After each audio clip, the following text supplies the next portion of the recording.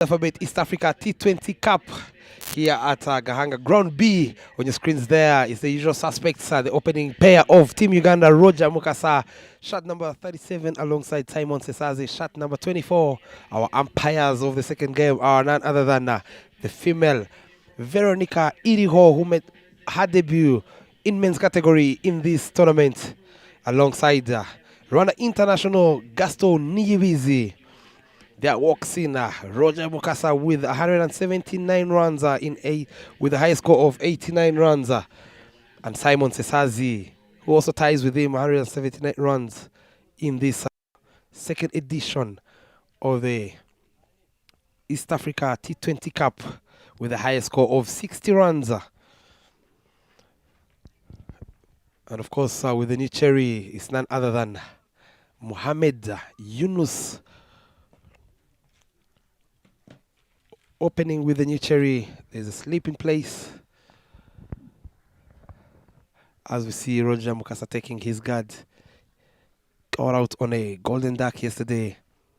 Would love to keep up the momentum he had in the previous games. He's been giving Uganda a very good start up front. Is Roger Mukasa alongside Simon Sesazi.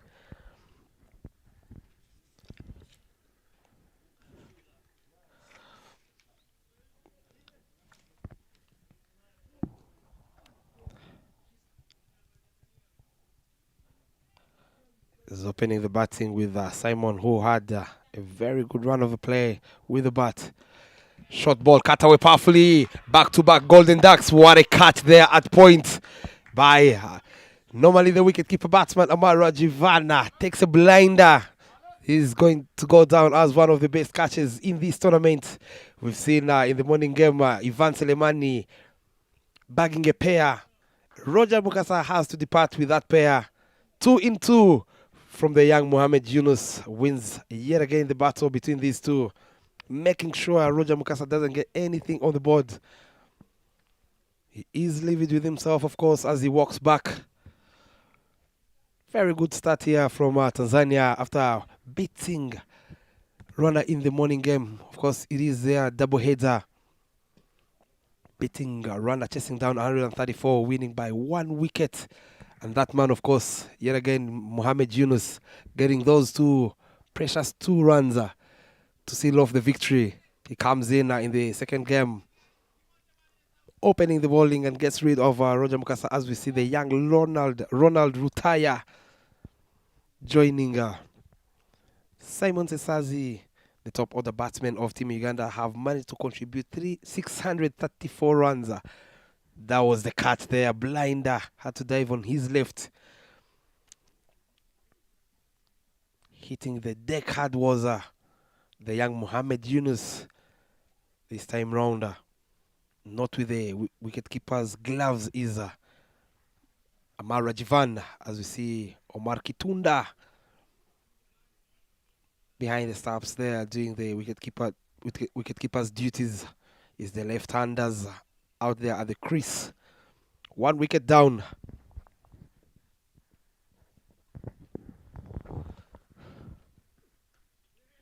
Soft hands and Rutaya is off the mark straight away as Team Uganda guided that one through deep backward point. Of course, the wicket is getting some bounce and turn at the same time. We saw Zapi Bimenyimana, the speedster, finishing his quota, giving away only 7 runs, picking up 3 wickets.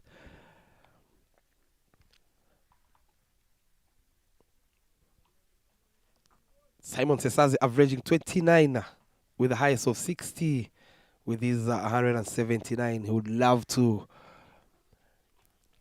get some runs for his country. Short ball into the body, well guided through, fine leg. There's a misfield there, which allows them to get 2 runs. Very casually played is Simon Sesazi, who loves to take on the short ball up front.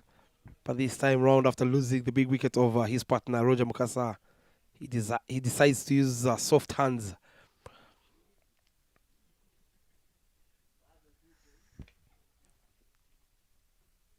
having scored his first century in the first edition of the Dafabet East Africa T20 Cup. Short ball again from the young Yunus Mohammed, and this time he gets enough treatment. Top edge all the way to the boundary. First boundary for Team Uganda comes off the top edge of Simon Sesazi. Looking to go over deep mid-wicket. Gets a healthy top edge that races away to the boundary. They would love to get to that 40 plus in the power play, something they've been doing sensationally at the Ugandans' top order batsmen.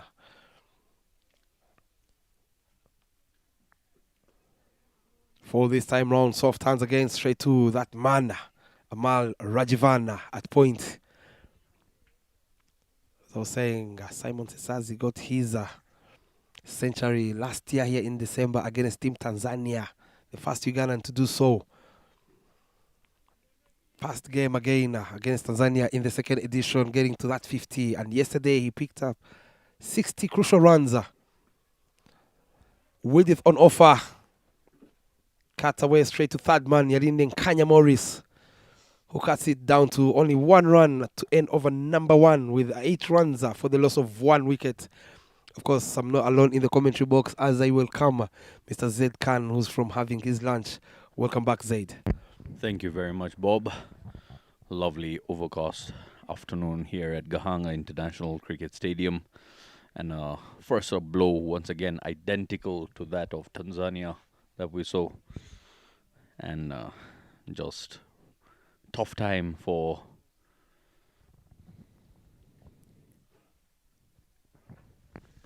Uganda, losing that wicket early. Roger Mukasa had to depart early in the same fashion as he did yesterday.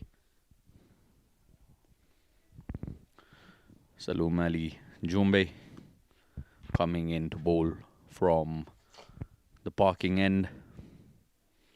8 runs on board, just 1 over down. Simon Sesazi and Ronald Lutaya both out there in the middle. With such conditions, Bob, the ball will tend to swing and move quite a bit as the temperatures have cooled down here at Gahanga, unlike the past few days.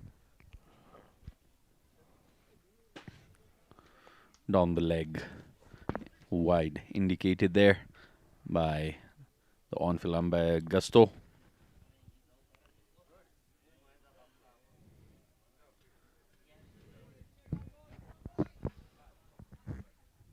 It's Salum Jumbe, the experienced, to share the new cherry with the young Mohamed Yunus. Starts off with 1, straying down the leg.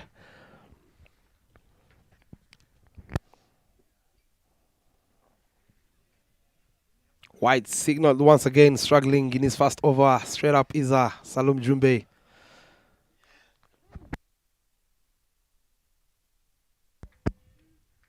There's protection at deep square leg for that particular short ball ploy for Salum Jumbe. But I'll tell you here, Zaid, Simon Sesazi will not hesitate to take him on if he tries hitting the deck hard.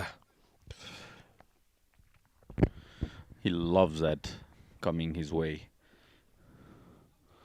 Just a niggle on the leg side, and it races away to a boundary.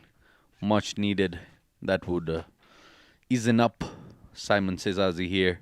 If runs keep flowing that way, Tanzania might be in trouble if Uganda get to their 40 mark in that power play timeline. When you look at that previous delivery, Zed, that's a very good sharp in-swinger to a right-hander. But this time round is that left combination. This time round there are 2 out there in the middle. He would love to correct his line. I would love to see him coming around the wicket. Try out a couple of things and see if you can get another wicket and put Uganda on the back foot. Something they did probably yesterday before Kenneth Waiswa came out and played an innings of his life. Back over length. Well played there from Simon Sesazi to sneak in yet another single. Sensible batting there by Simon, just keeping the strike rotating here. And Uganda, having rested enough, have come to play the second game of the day here. Match day number 5. Game number 10 it is of East Africa Tour. Courtesy of our proud sponsors, Rwanda Cricket Association and Dufferbet. There you see in the background, holders. Salom Ali shaping it away and past that. Fielder for yet another boundary. Good effort in the deep, but not good enough to save it from the ball hitting the ropes. Lovely piece of bowling there is for the outside edge. Beats the fielder at sleep. Sanjeta Cold Boomer. And very good effort from the left-handed Yalinde Morris Kanya. Not an easy one. He is a left-hander. Turning out to be a very expensive over from the experienced Salome Jumbe. Oh, I tell you, Bob, it's never easy. On the pads, loud appeal. Umpire not interested. It's never easy having a double header. Kudos to the management and cheers to all the players putting all their effort and energy for their nations representing respectively. We had Uganda playing a double header yesterday and today it is Tanzania. Uganda earlier today morning had enough rest to be coming into this game fully charged. Ample amount of time to recover. Oh, a genuine bumper there. Catching Simon Sisazi by surprise, off guard. Lucky enough for him, it landed safely yet again. One of the most horrible ways to get a dismissal, Bob. And even bounce there from that delivery. We've seen a couple of occasions in the morning game where Zapi and Martin Akayezu, the Rwandan speedsters, had some deliveries that carried very well to the wicketkeeper's gloves.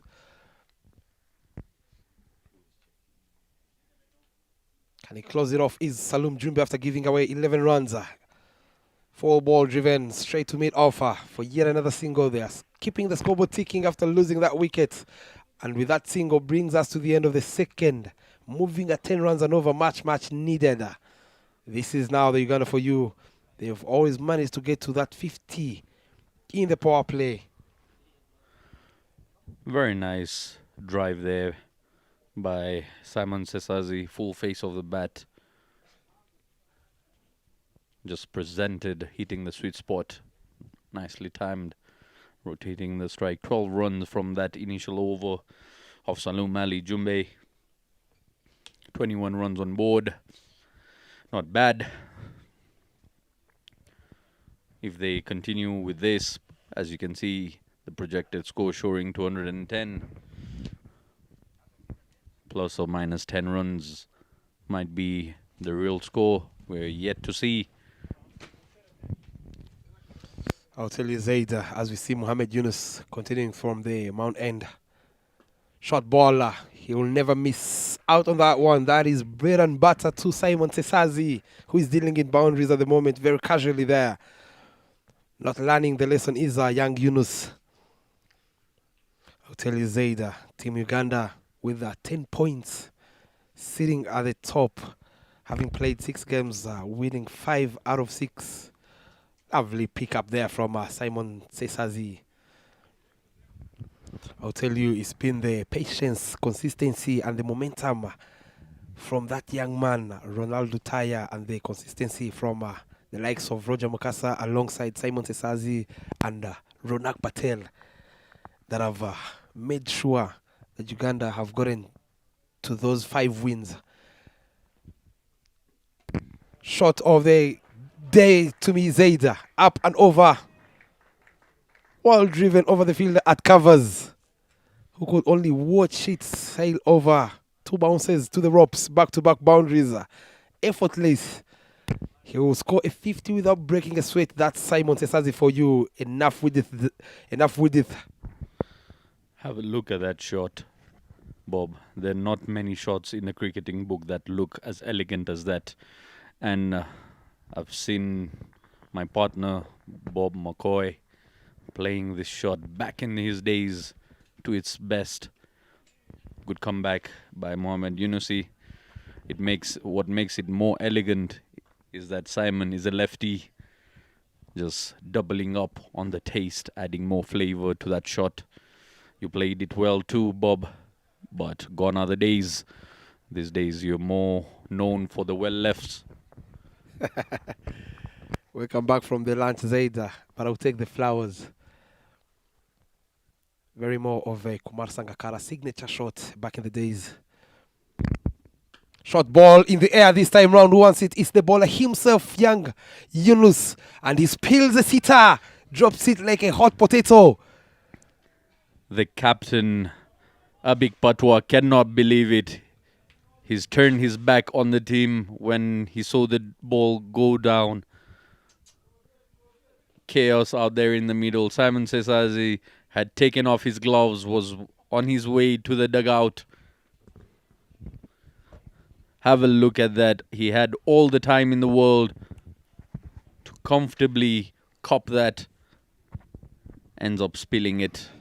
They teach us in the early stages that communication is key. Yes, it is key, but when you look at the way Simon Sesazi skied that one, the wicketkeeper batsman Mohamed Kitunda had all the chances to take an easy catch with the gloves on.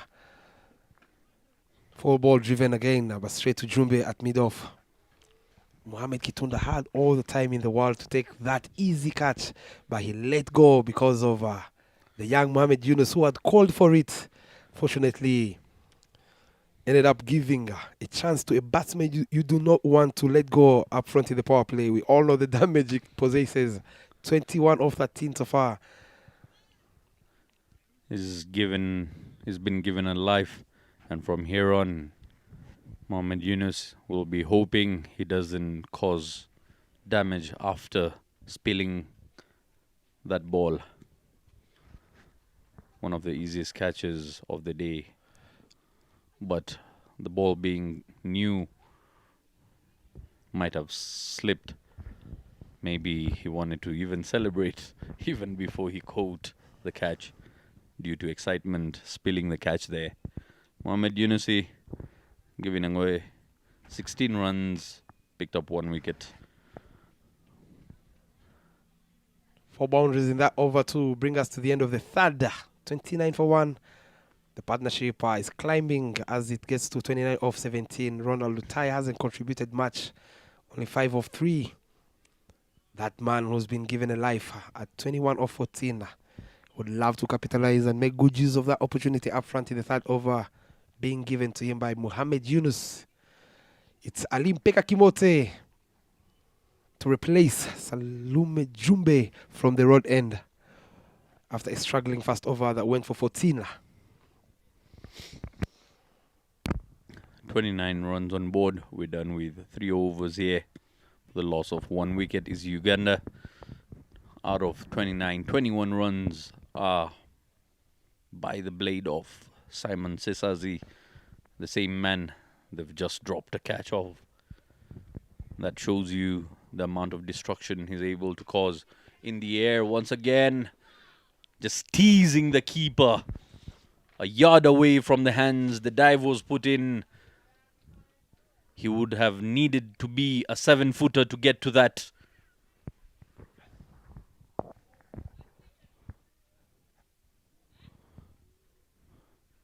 Tanzanians there trying all possible ways.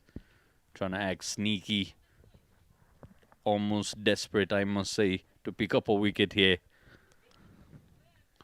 Projected score has sloped down to 183 after a couple of dot deliveries. Powerfully struck that and getting full treatment on the mount there, right behind our sponsors board. Half a dozen. A delivery he was waiting for. There you go on your replays there. Banged shot there, looking for that spot that is taking off, surprising the batters. But this time round, well controlled. Pull shot there from the young Ronald Lutaya, who's been giving the Ugandans a very good momentum to make sure the likes of Kenneth Waiswa, Brad Makmasaba, and Alpesh Ramjani come in where they have enough runs on the board. Top edge flies all the way to the boundary. Back-to-back boundaries here. These two, they are not stopping anytime soon here, Zayda. Whichever way they come, Bob, whichever way they come, they're all welcome in the shortest format of the game. That's Ronald Lutaya for you. Every time you see him padded, ready to go, Zayda will tell you he has a green light license to go for everything. Already he moves to 15 of 6 in the air this time round. Beats the fielder at mid-off, Salume Jumbe. Lovely to see that every time these Ugandans are batting, they're looking at that 200 mark. Can this be the day, Zaid? It'd be a very, very long day in the office for the Tanzanians if the Ugandans touch that 200 mark. And with shots like that, things are very, very possible. Went miles high in the sky and over that hill for a maximum. Dispatched after launching it miles in the air.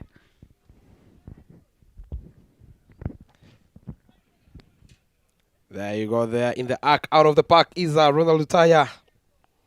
2 sixes so far. And the boundary in this over of Ali Kimote, who replaced Salum Jumbe after going for 14 runs.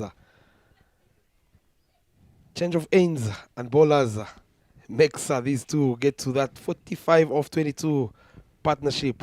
Having contributed 29 of 8 is Ronald Lutaya alongside his partner, who was given a chance at 21 of 14. Looking to be very solid. Talked about the Ugandans getting to that 40-50 run mark in the power play so far. One delivery to go in the fourth over there, already on 45Z. And with the form that Ronak Patel alongside Alpesh Ramjani and Kenneth Waiswa are in at the moment, that projected score of 235 is very possible. They need a magical spell over. A spell over like the one of Zapi we just witnessed. 4 overs for 7. Soft hands there. Smartly done. Good cricket all round from these two left-handers. And again, Bob, you've got to understand the way these boys are striking the ball. We've got to get more balls here. We'll be ending up losing that ball going past the gates of Gahanga. 2 have been dispatched over the mount there. There's a kid up there trying to look for that ball and bring it back. Balls aren't cheap, but we thank our proud sponsors, Rwanda Cricket Association, for setting it all up, providing us this entertaining game. And yes, the Ugandans will be targeting 180 plus over here if things go well. So far, they've provided life. They've been provided life. Simon Sesazi, after being dropped that way, has gone berserk. They will be very disappointed if they don't cross that 190 plus. Full ball there. Change of ends from Salum Jumbe this time round coming from the mount end. Surprises the young Ronald Lutaya with a full in-swinging yorker. Beats everything. Lovely, lovely effort there by the keeper.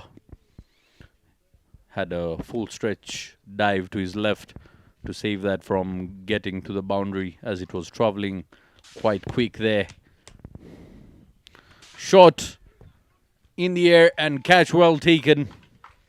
That's the end of Ronald Lutaya who has to depart after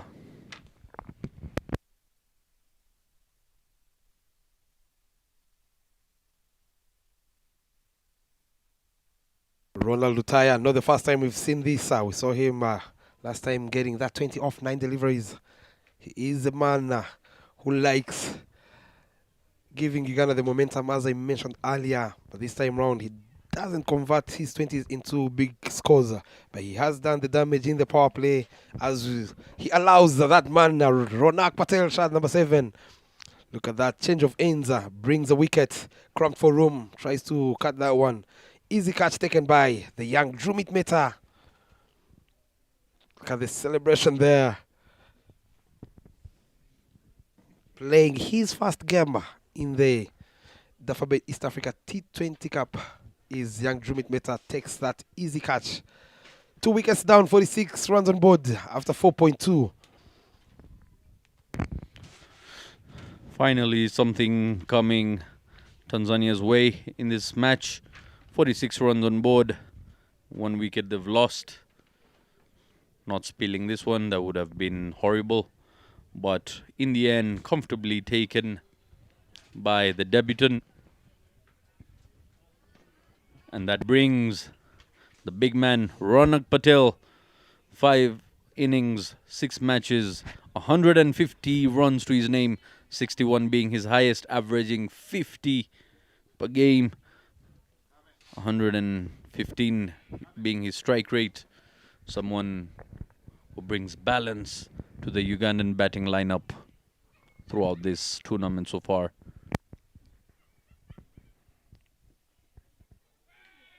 Short ball there. Smith the leather young man. Wide signaled by the umpire, Veronica Irio. A very good thinking there from Salum Jumbe. That's the way to welcome a new batsman at the crease. Ronak Patel walks in at number 4.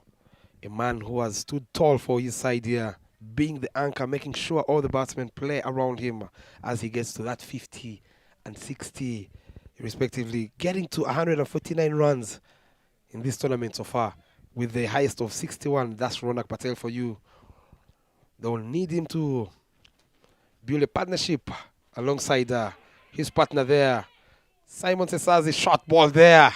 Concussion test straight away. Generating pace is Salum Jumbe. Went for a duck, but missed it completely because of the pace that was behind that delivery. They will hope he is okay, is Ronak Patel. Something alive coming out of this pitch, Zaid. Took off. Well, crazy delivery there.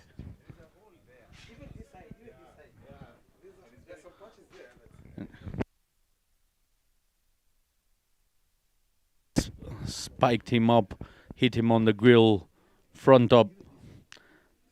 Lucky enough, the quality of helmets these days are good enough to protect our players out here. The cracks right there in the middle, there's been a few green patches and the cracks hidden underneath it. I'm not quite sure if you can pick that up over there towards the good length delivery. A few cracks over there, and that's where the ball seems to rise up unexpectedly. Might have hit the seam as well.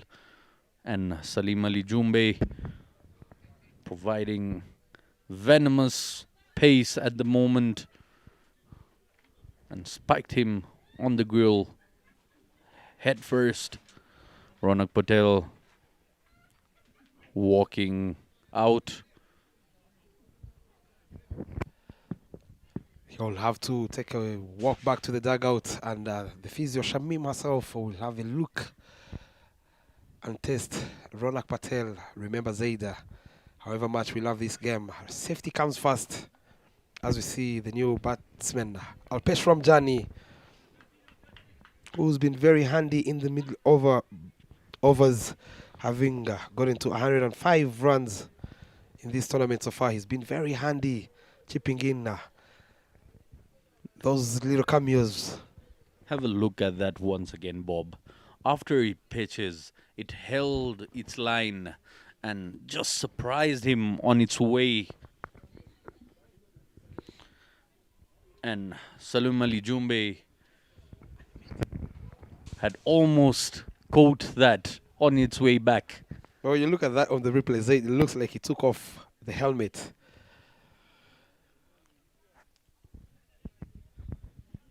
.47 for 2 after 4.4. Salum Jumbe here bowling some tight lines. Make good use of the new cherry. The wicket is also playing a part here, Zaid. We saw uneven bounces earlier in the morning, and we are seeing them from both ends here. That 3-meter liner. With a much cooler breeze coming onto the field later this afternoon, it will be very different and difficult for the batsman to face as the light keeps decreasing here at Gahanga International Cricket Stadium. We're waiting for the new batsman to come in.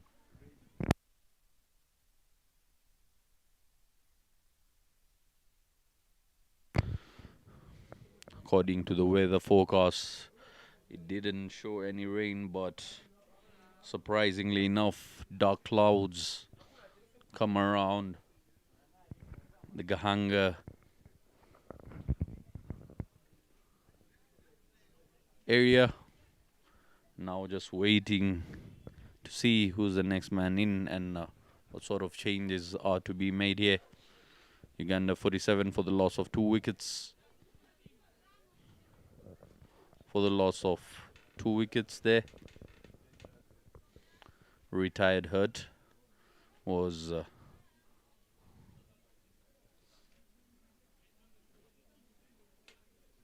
Ronak Patel. Yes, there you see on the screen. Ronak Patel didn't open his account. First ball he faced got hit on the head. Roger Munkasa continuing what he did yesterday. A golden duck as the captain.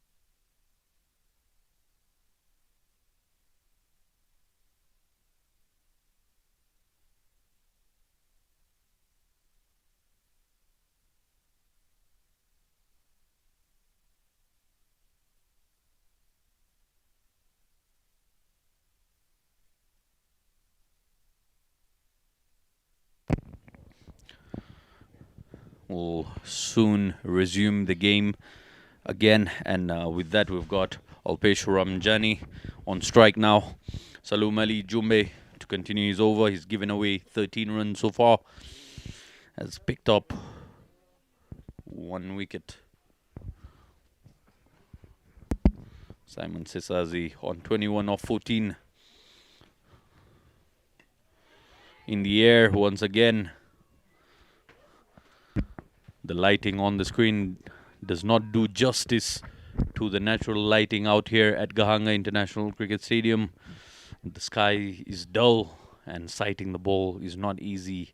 Not a very good place to find yourself batting with pace attack like that of Tanzania at the moment. We've seen the likes of Ronak Patel being struck on the grill. A ball that we would have probably sighted if it was a good day with the light and the weather just having a change, a mind of its own. Lets it go down leg side, and wide has been indicated by the on-field umpire Veronica. The pitch is playing some tricks here, Zaid. And that man, Salume Jumbe, is making sure he balls in those right channels. When you look at that fast delivery that Alpesh Ramjani faced, he also took off.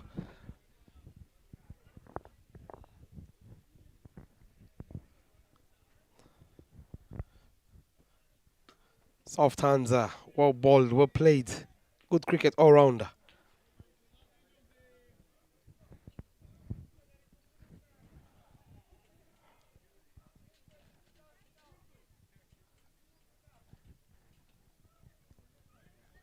Not many times we've seen number 5 batsman of Uganda coming in inside the power play. They've always had a good start.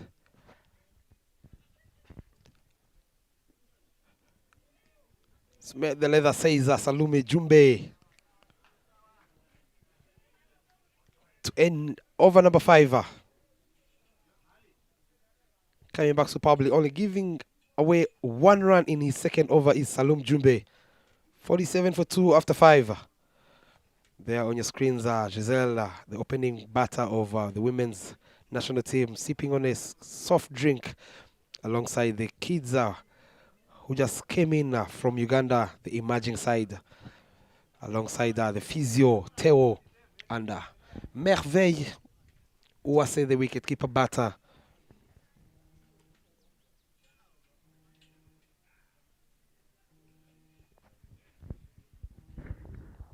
They're still firmly moving at 10 runs and over is Team Uganda. The projected score has gone down to 209. Before this over, it was looking to be 235. But courtesy of Salume Jumbe's second over that went for only a single. It's his partner, Kimote, to continue from the rod end. Can he pick up a wicket? They would love to pick up that wicket of Simon Sesazi, who's been scoring runs with ease against Team Tanzania. Soft hands straight to Amara Jivan there at point. Very athletic and electric in the field. He took a blinder to get rid of the informed Roger Mukasa there at backward point, diving to his left.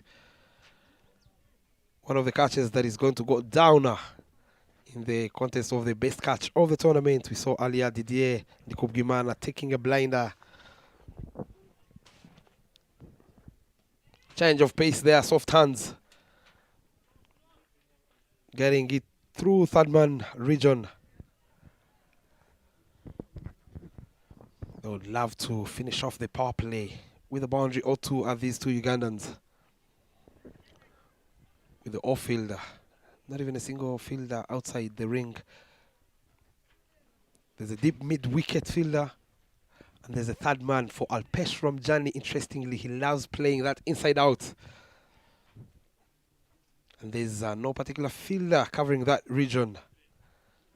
Would love to bowl sensationally to avoid Alpesh to go for that inside out. Soft hands. Straight to short mid-wicket. Sneaking for another single. Misfield there in the backup. Salum Jumbe.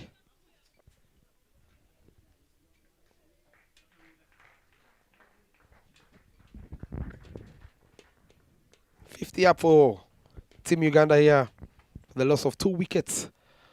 And that man, Ronak Patel, out there with the physio, Shamim, to see if he will be back on his feet.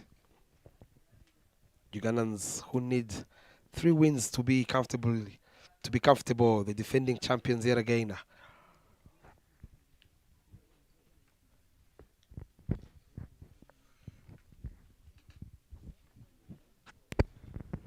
Ali Kimote haven't given away 20 runs so far. Not the most economical bowler. Still got a delivery left in his second over here.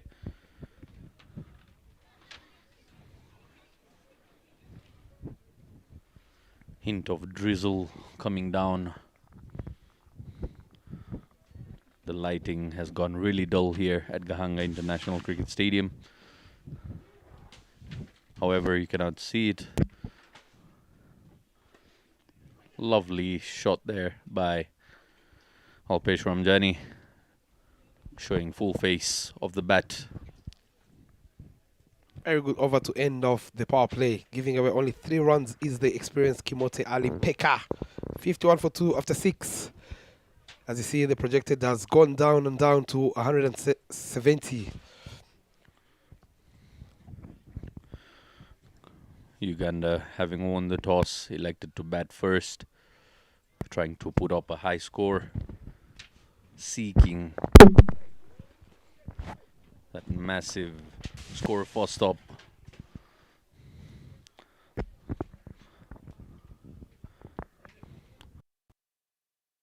The minds of Roger Mukasa, having lost his wicket in similar fashion to the same bowler in 2 days consecutive.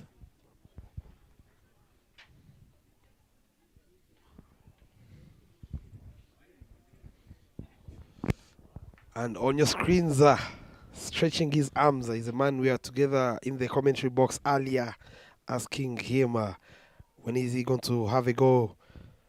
The under 19 captain, Johnson Nyambo, gets a chance to unleash his skills and talent. He's been brought into the attack right after the power play when the field is spread. Starts off with 1 into the block hole. Plays it straight to the fielder at mid-off. Johnson Nyambo being given a game today. Fast delivery, picks up the big wicket.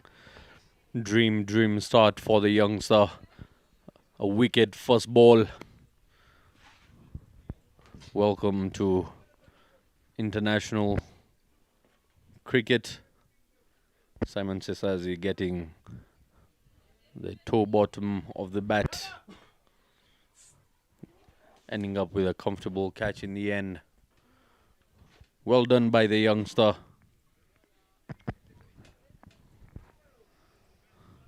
Getting the blessings of the commentators early on. We wished him well and he's done excellent there. He mentioned Zaid that he wants to make good use of that chance. If it's a chance that is going to come early, and it came as early as those Christmas gifts in August. Fast delivery there, getting rid of the most complete batsman in this tournament, Simon Sesazi. Is that man, Johnson Nyambo. Not a good tournament in the Under-19 World Cup qualifiers as his team finished bottom, having scored the highest total in the tournament, interestingly said, with that man earlier with the ball. Sheikh Basha scoring the only century in the tournament. There you go. 118 runs in total with the highest of 66. That was yesterday's game, averaging 29. With that strike rate of 151, a very healthy strike rate is Kenneth Waiswa, the informer. Kenneth Waiswa, he is in the form of his life, Zaid. Comes in after losing 3 wickets and with 1 man back into the dugout, getting some treatment from Shamim the physio. He will have a very big ladder to climb alongside Alpesh Ramjani. They've been contributing, of course, for their team in the middle overs. They would love to have a partnership or two. Calls for a big cut, misses everything. Fantastic start from Johnson Nyambo, the 18-year-old. Brilliant start by the 18-year-old. Wicket first up, then 2 dot deliveries. And again, thinking about it, that delivery that picked up the wicket, Bob, it was moving away from the left-hander. That means to the right-hander, it will be coming in. There you go. That's the delivery I've been talking about. Yes, he was unfortunate that it went for a boundary, missing everything. The keeper should have done a much better job. But if you happen to see the replay of that, look at the amount of movement off the pitch. There you go. Top of off stump. Misses it by the thickness of a paint. Sharp in swinger there from Johnson Nyambo as he puts on a smile on the face. He doesn't mind those ones. Lovely setup by the youngster. Offering outside off stump and then attacking the off stump, the very third ball after that. Decent over by the newcomer.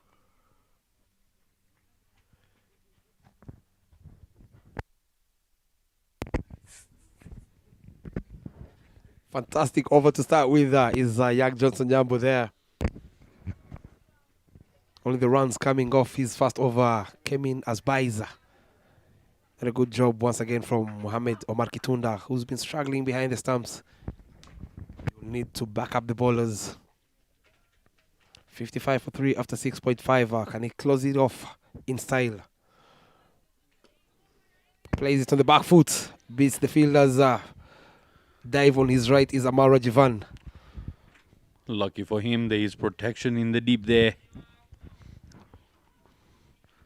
The youngsters have been given the opportunity this afternoon, Bob.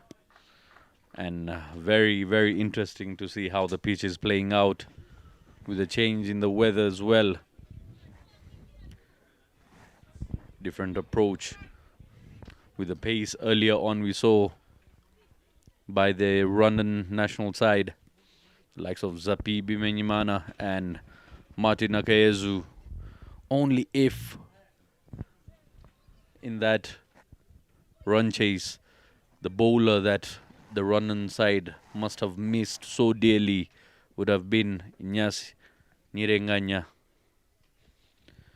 If it wasn't for his injury, he would have been a menace on that pitch. I can guarantee you that. He would love these conditions, Zaida. And with that angle of his, as we wish him a quick recovery, is young Inyasi, who will be out of action for 6 months. And there you go, the introduction of spinner Yalinde Kanya Morris, shot number 12 from the road ender.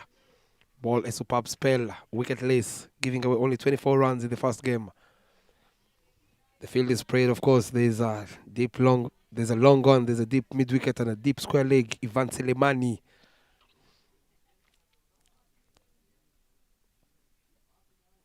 Healthy inside Oj. It is racing away. Sanjay Takulbum gives it a chase. Cuts it to only 2 runs. Not getting enough timing is the inform Kenneth Waiswa.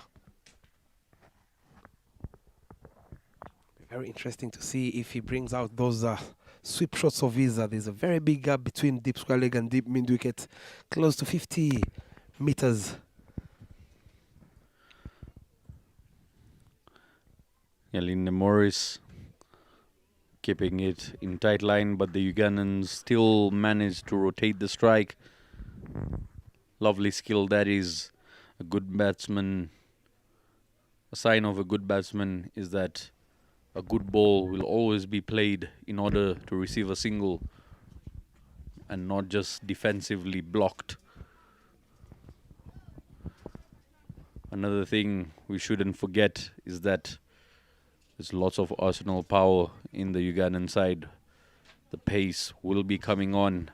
Yes, they've struck Ronak Patel on the grill, but there's lots of menacing bowlers in the Ugandan dugout waiting for their opportunity to have a go at the Tanzanian batting lineup as well later on in this game.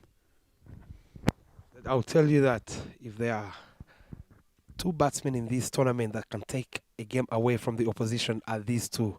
Kenneth Waiswa alongside Alpesh Ramjani. Not a good effort there from Sanjay Takurbuma. They're looking for the third one. Alpesh is going for the third one and he gets there comfortably. Very good awareness and presence of mind from Alpesh Ramjani. He knew he was running in the danger zone. He takes on the arm of Sanjay Takurbum. That was just saying, Zaid, these 2 batsmen can take away a game from the opposition. They would love to have a partnership. If they can stay in until the 15th over, that scoreboard would look completely differently. Of course, with the likes of Kakuru, the wicketkeeper batsman, and Brian McMasawa, the captain himself, still padded in the dugout. Plays it on the back foot. Lovely punch down the grounder. A little bit of fumble there from the fielder, Salum Jumbe, who's not having a very good time in the field to allow them get in another single. Very good over to start with. They haven't gotten a boundary in this over, but Zayda, they are already on 9 runs in 5 deliveries without a boundary, running the doubles and threes. Running the runs really hard are the Ugandans at the moment, adding to the pressure, something I mentioned previously as well. Plays it down the ground once again.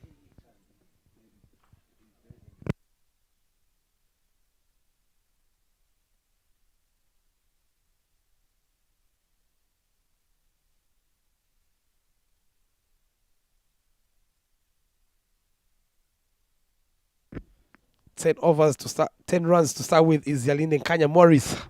8 overs down the road, 66 for 3. Interestingly, the projected score has gone down again to 160, moving at 8 runs and over are the Ugandans. They would love to up the ante. One of my friends, the coach himself, Mahatlani Lawrence, would love to see these two striking it above 140 moving forward. Apesh Ramjani so far, after facing 10 deliveries with these 6 runs alongside Kenneth Waiswa, 7 of 8. Yes, of course, we know they're trying to stabilize the innings, build a partnership. But again, they would love to back up their abilities to get those big boundaries. Johnson Nyambo to continue after a very impressive over in this tournament. First time playing in this Davabet East Africa T20 Cup. Picks up a wicket of Simon Sesazi and only goes for 1 run. Looking for that outside edge again.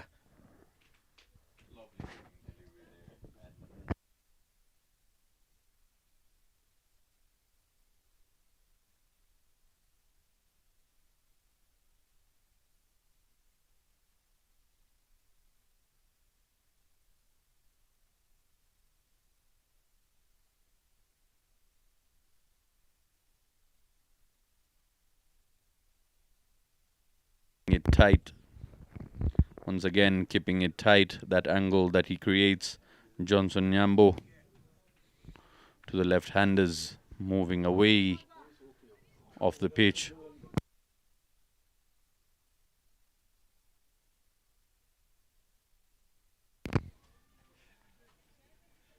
This young man here, Johnson Nyambo, has been very impressive and very disciplined with it in New Cherry.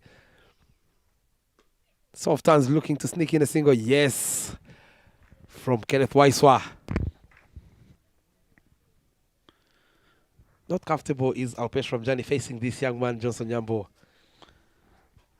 There's a ball he's got that holds its line, and then there's one that moves away from him, Bob.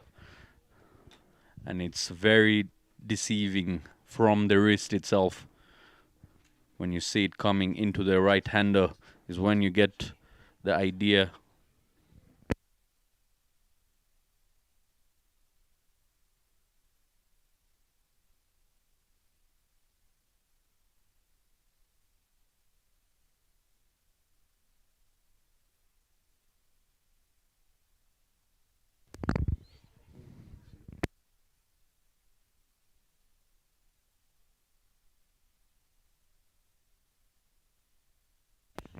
Well played on the back foot is Kenneth Waiswa taking on the arm of Ivan Selemani.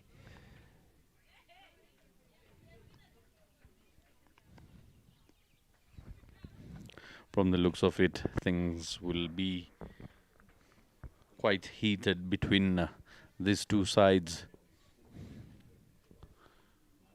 67 for the loss of 3. Up. There's a fielder deep extra cover. He can only play second fiddle on that one. 1 bounce for 4.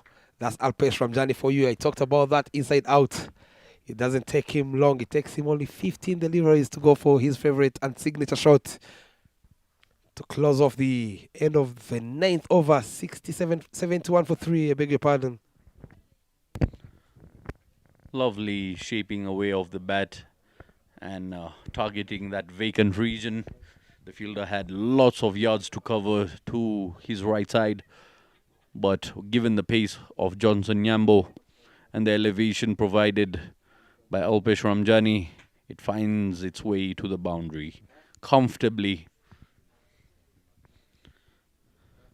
We're getting into that phase where our dear friend and coach, Mr. Leonard Namburo, loves to mention as the graveyard period. Coming into that 8th over till the 14th over. If the Ugandans are to put up a big score, they'll have to manage not getting into the graveyard around that time and keep the scoreboard ticking. At the moment, Alpesh Ramjani and Kenneth Waiswa are doing brilliantly, rotating the strike and getting that odd boundary every over.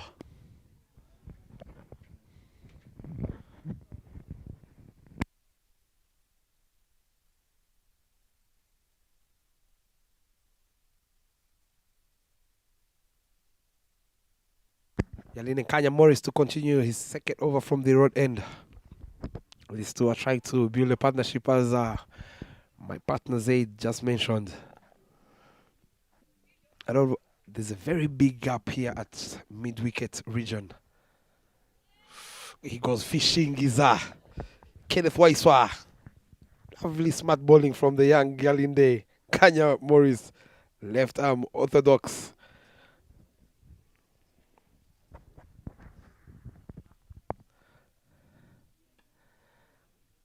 Plays it on the back foot, soft hand straight to short fine leg. When you look at that first delivery of Kenneth Waiswa's, I would love, these are moments that I would love to chip in a sleeping place to see if I can build pressure and pressure. Bring in that fielder at long off inside the ring and see if the informed Kenneth Waiswa is okay going over the top. Tough challenge that would be, especially with a talkative sleep. A bit of chirping behind the wickets, a shift of focus, anything that can penetrate the concentration level. Therefore, the batter might end up picking up a wicket. All sorts of tactics apart from the game that can be used to enhance the results. Again, plays it down leg and wide has been indicated there by Gaston.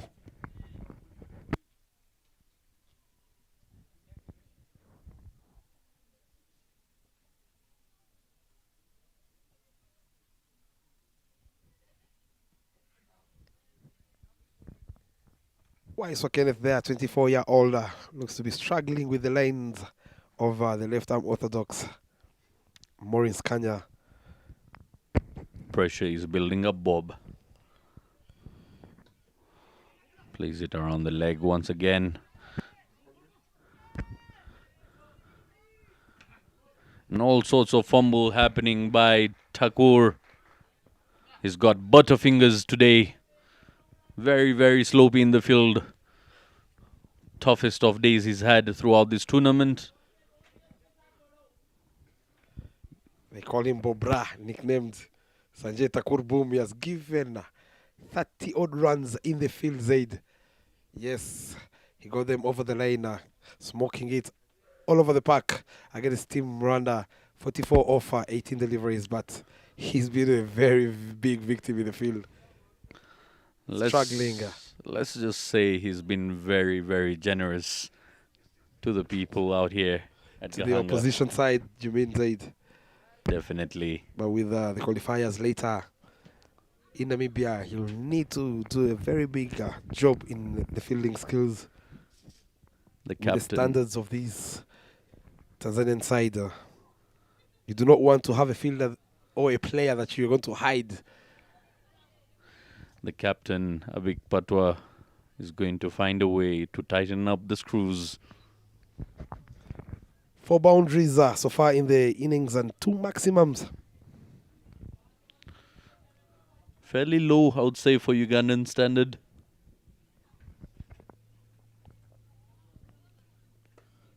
Soft hands from Alpesh Ramjani. Zaid, you talk about very slow. I'll tell you, these batsmen out there in the middle, if they play up to the 15th over, We're in for another late fireworks here at Gahanga International Cricket Ground. You got a chance to witness that man himself, Kenneth Waiswa. You almost took one here in the commentary box of his blade, where I took a liking over the bowling of young Yunus, smoking it all over the park. 30 runs in that over. Again, hitting the thigh pad this time. The movement I spoke about that he's getting off the surface and the angle that he's creating has been troubling Kenneth Waiswa of recent. I would say here, Zaid, Johnson Nyambo, he is playing his first game in the tournament, but he's the only bowler I've seen who is moving the ball at will. Yes, definitely. It's worth applause. There's certain deliveries in that same area which hold the line, and then the ones that slide away from the batsman. And to the right-handers, they come into your toe box. Not a pleasant ball delivery that you'd like to be facing here at Gahanga. Because then you've got to dig deep and play it in areas you're not comfortable with. Again, opening the face is Alpesh Ramjani, who's on 13 of 17 deliveries, and Kenneth Waiswa on 11 of 16. 80 runs on board for the loss of 3. 2 deliveries left in this 11th over by Johnson Nyambo, who's been bowling impressive. Look at those figures for a debutant. 9 runs for the 9 runs, and again he's bowled that similar delivery almost 5 times by now to Kenneth Waiswa, and every single time Kenneth has failed to bargain with that delivery. And Johnson Nyambo doing it on purpose. Consistency is key here. He told us earlier in the commentary box, Zaid, that if he is given that chance, he'll grab it with both hands. And that's exactly what this young man is doing. Forget grabbing it with both hands. He's grabbing it by the throat at the moment, picking up a wicket off the very first delivery in your debut game.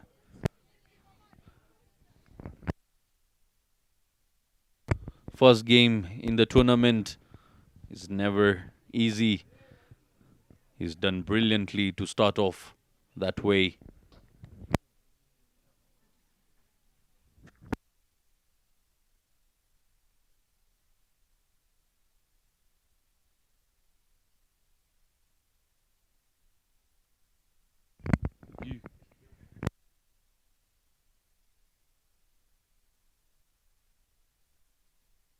Listen, Kanya Morris to ball his third over on the trot from the road end. Fantastic figures there from the under 19 captain Johnson Nyambo, giving away only 10 runs to this quality batting lineup of Team Uganda, picking up that massive wicket of Simon Sesazi already into the 11th over, 82 for 3. How many more can the Ugandans add to the total? This partnership is moving slowly but surely. Is Kenneth Waiswa alongside Alpesh Ramjani.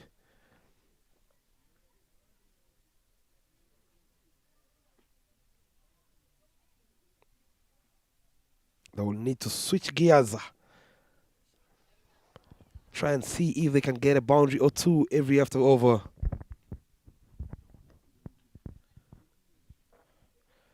But I'll tell you here, Zayda, the bowling side of Tanzania have been very smart and disciplined. Goes for the sweep shot. There's a fielder there who plays second fiddle as the ball races out to the boundary. This is turning out to be that over Zayda. Lovely looking shot that on the leg side by Alpesh Ramjani. Places it to perfection. The fielder had a few yards to cover, but still makes it to the boundary there. Powerfully struck.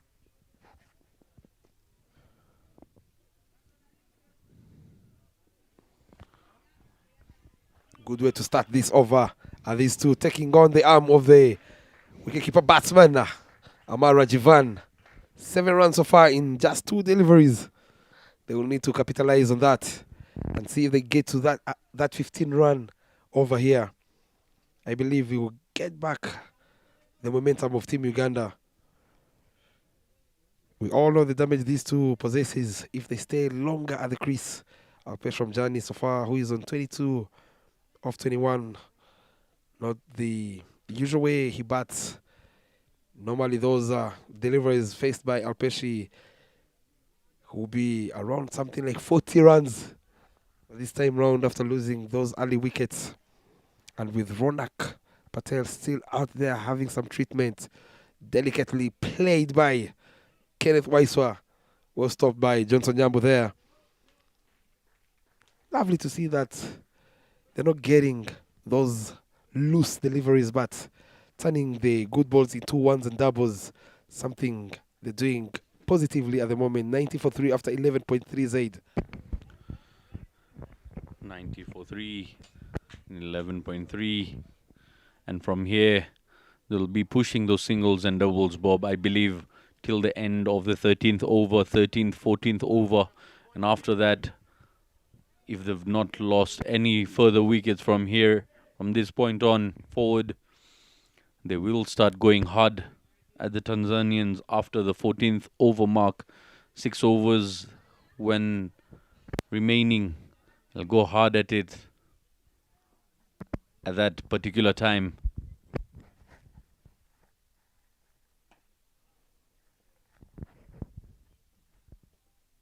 Short ball from Yalini Kanya.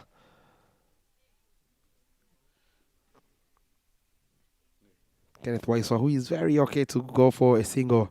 He knows if he stays in alongside Alpesh from Jani Zaid, I'm telling you here, we are going to see fireworks.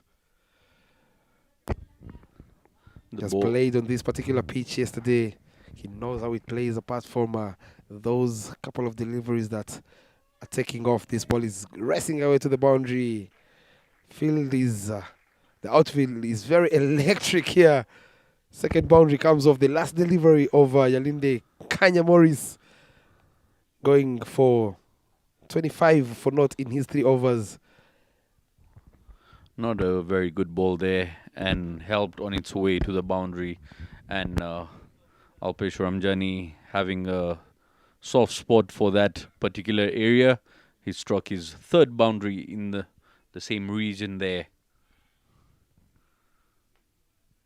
Very, very well played, helped on its way using the pace of the spinner. 96 on board for the loss of 3 in 12 overs. 8 overs remain here, current run rate of 8.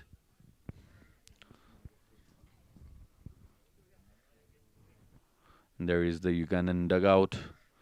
See the management and other players having a rest, waiting for the second innings to commence.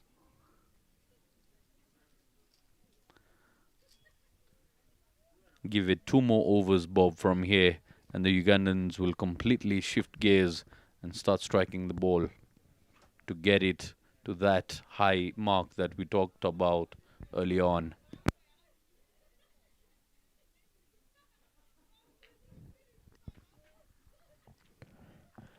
Talking about those 2 overs, they will have to play out this last over of the impressive under 19 captain Johnson Nyambo, who's been very disciplined. 10 runs so far in his 3 overs. Cut powerfully. No fielder in that region. Sanjay Thakur Boom doesn't even bother to look back. Starts off his last over with a boundary. Had all the time in the world to play that shot. Wristy shot that was by Kenneth Waiswa. Strong wrist by the young guy. He's on 17 off 20 there. And with that boundary, that brings the 100 up for Team Uganda for the loss of 3 wickets. Tanzanians would love to do something about that 3-wicket corridor. A boundary, and that's Kenneth Waiswa for you. You talked about the wrist. Look at that. Held his shape pounced on that one through corner region for a maximum. That's how dangerous he can be, Kenneth Waiswa. Just picked it on its way, rocked back, and it goes the distance for half a dozen. Brilliantly struck there by Kenneth Waiswa. We might not have to wait for 2 more overs, as Kenneth Waiswa has already started shifting gears in this over itself. That's Kenneth Waiswa for you, Zaid. Player you would love to have in your side any day, anytime. He contributes with the ball. He is leading the bowling chart with 15 scalps for his country. And he's been contributing with the bat every time Uganda needed someone to stabilize the innings. It has been that man. Well played there. Good fielding from Amal Rajivan. He's more than a good fielder than the way he keeps wickets, Zaid. He's definitely hurt there. But a great effort in the field.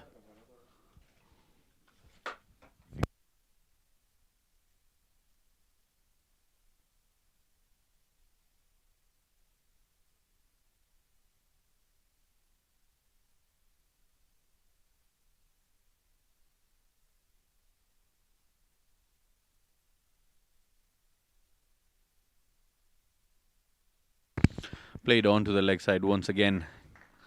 And his contribution to the side has been impeccable here throughout this tournament. We've seen him bowl, we've seen him come in to bat and provide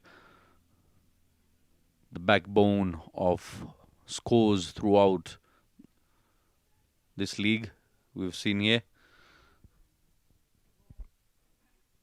Decent with the bat, exceptional with the bowl. The way he took apart the Tanzanian side yesterday with the bumpers, remarkable. And being a gun fielder himself, he deserves a spot in the squad at all times. He's got all the boxes ticked. Lovely, lovely work there by Kenneth Waiswa.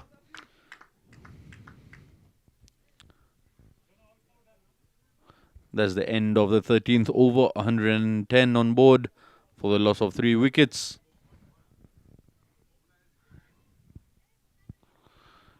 And what a good-looking partnership we've got on hand here. Kenneth Waiswa and Alpesh Ramjani, both into the late 20s. Partnership there, you see 59 of 41 deliveries. Kenneth Waiswa 13 of 19. Alpesh Ramjani 27 of 23. Contribution 26 of 24 balls. And Alpesh Ramjani 26 of 17 balls. Very, very well done. And now coming from the road end is Sanjay Kumar.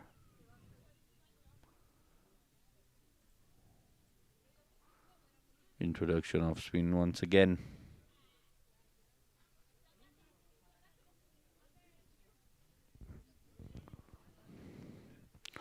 He'll be bowling to Alpesh.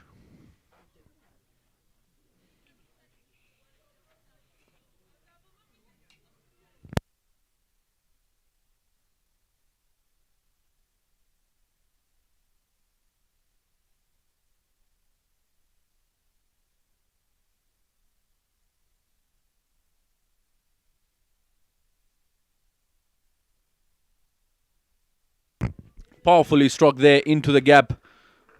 A shot of authority there by Alpesh Ramjani. Just a fraction short. And he dispatches that to the boundary ropes in no time.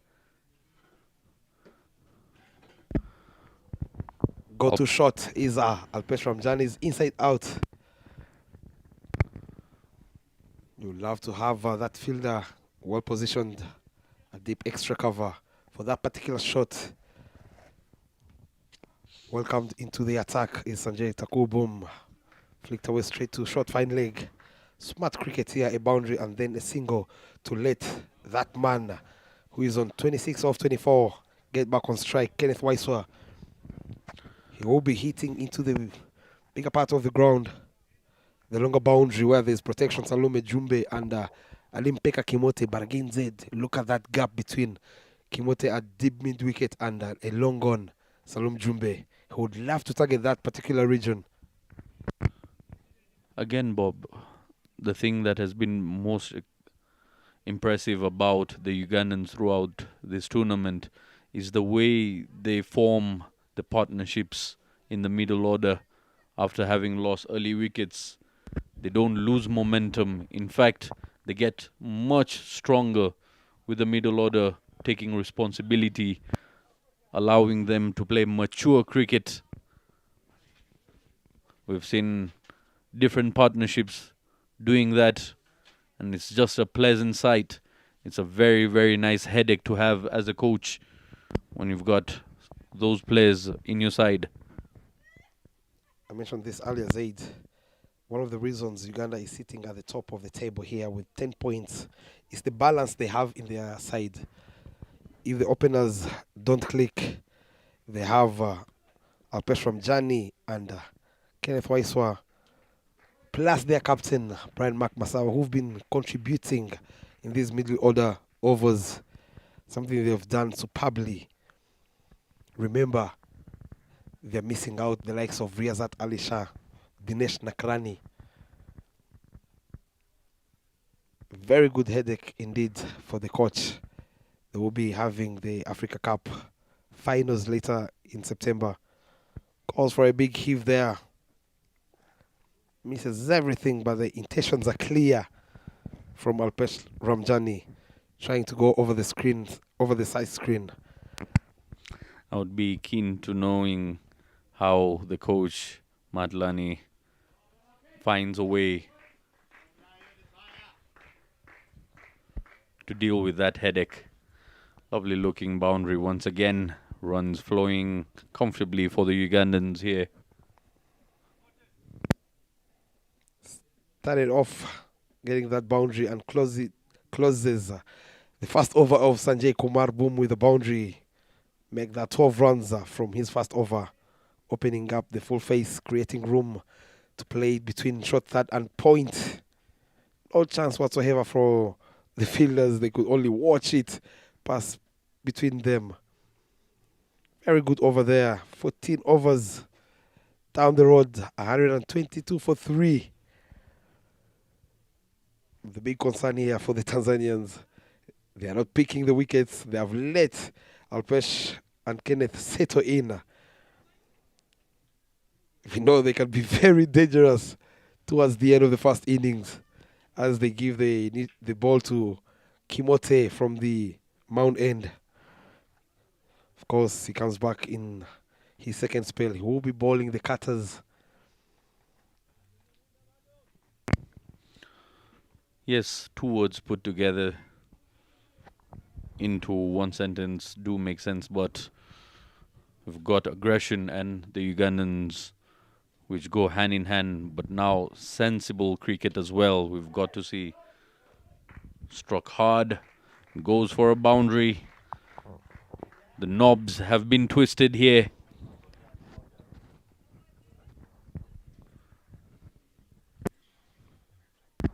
There you go there on your replays. Change of end, short ball clobbered. Well picked by Kenneth Waiswa, who moves to 31 of 26 deliveries, catching up with that strike rate of 150. One of the reasons Kenneth Waiswa is been playing the way he's playing is because of that man, the coach himself, Mahatlani, asking him to do only one job with the bat, striking it over 150 soft hands. The outfield is electric. This ball will race away all the way to the boundary. Big overcoming here, Zaid, I reckon. Yes, I spoke about it earlier on. Once the Ugandans get to the 14th over mark, they will put the foot on the gas and start accelerating from there.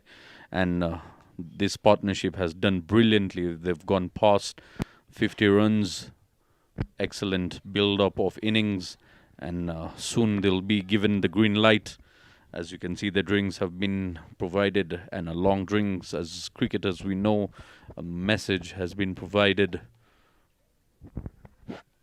to get things going here. When you look at talking about that partnership, this partnership, Zaid, I would have loved the Rwanda national team to be watching this game and see how number 5 and number 6 can build a partnership and take away the game from the opposition, something they've been lacking in their games. Their middle order batsmen have not contributed much for the side, and this is something the Ugandans have done superbly. When you look at this partnership building after losing those 3 big wickets, and with that concussion, that ball that hit Ronak Patel on the helmet, news coming in from the dugout is there will be a concussion replacement. Pasco Murunji comes in for Ronak Patel. And again, the discussion is all comes down to what you're seeking and whom you're seeking it from. The Rwandan side seeking that experience from a much more mature side like Uganda, considering the cricketing history that the country has to itself. Rwanda getting excited playing much more mature sides, even in the rankings. You know the rankings. Would you let our viewers here know?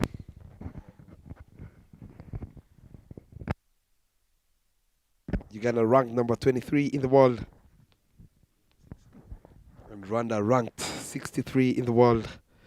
Yes, of course, we'll have to give credit to the Rwandan side.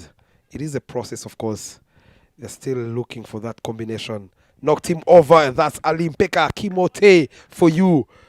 Comes back with the leg cutter. Plays it a little bit late, Kenneth Waiswa, after the drinks break. He has to depart, but he has already done the damage. Well set for the new batsman coming in. 3 boundaries and the maximum, striking it around 128 is the informed Kenneth Waiswa. But he has to depart courtesy of Ali Kimote, who changes ends in his second spell. He's one of the dangerous ones. Gets rid of Kenneth Waiswa, who was looking in fine touch.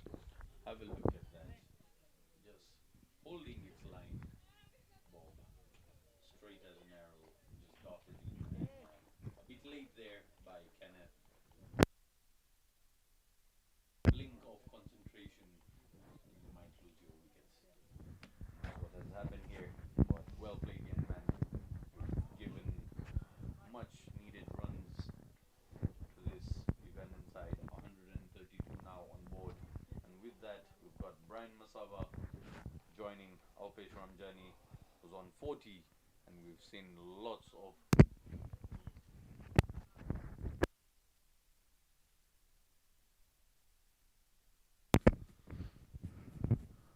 Uganda losing yet another wicket.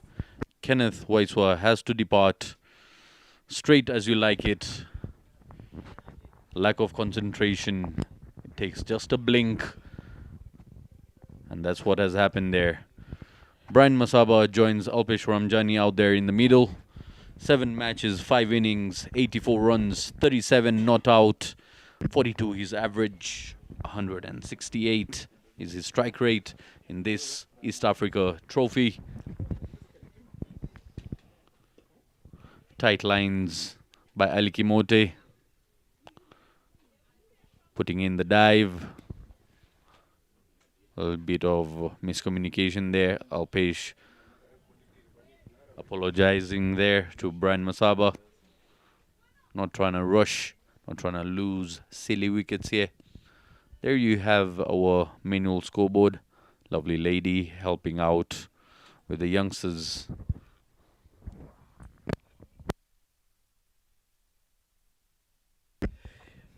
Rwanda international opening batter Clarice there doing the duties with the scoreboard.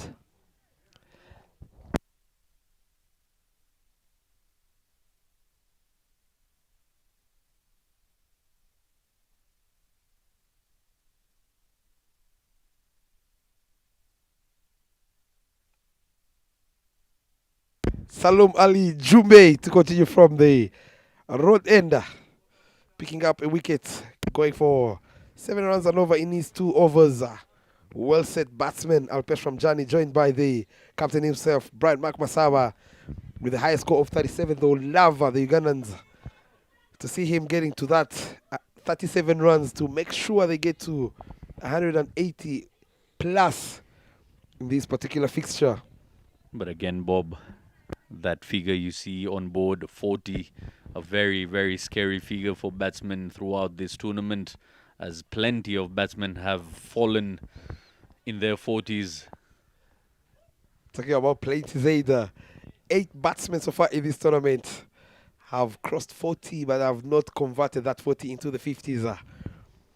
This is also a very big opportunity for Alpesh Ramjani to get to that 50 half-century landmark in this tournament. 5 overs, of course, to go. He has plenty of deliveries to get to that landmark. The field is sprayed.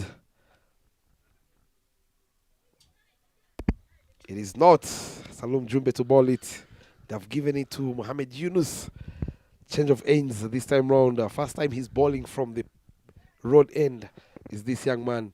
He came in yesterday at this particular moment where Kenneth Weiser took a liking of his bowling, smoking it all over the park, getting 30 runs, the most expensive over in this tournament. Soft turn straight away from Alpesh Ramjani, telling his captain, Brad Makmasaba, have a go, skipper. But he also had his limelight earlier today, picking up those valuable 2 runs in the end to take his side to victory against Rwanda. Brian Masaba yet to open up his account. Short and wide. Signal there by the on-field umpire Gusto. I'll have to correct this. A message coming in from my senior commentator, Innocent Daula, all the way from Uganda, saying Rwanda is not 63 ranked, it's ranked 62. Thank you there, Innocent Daula.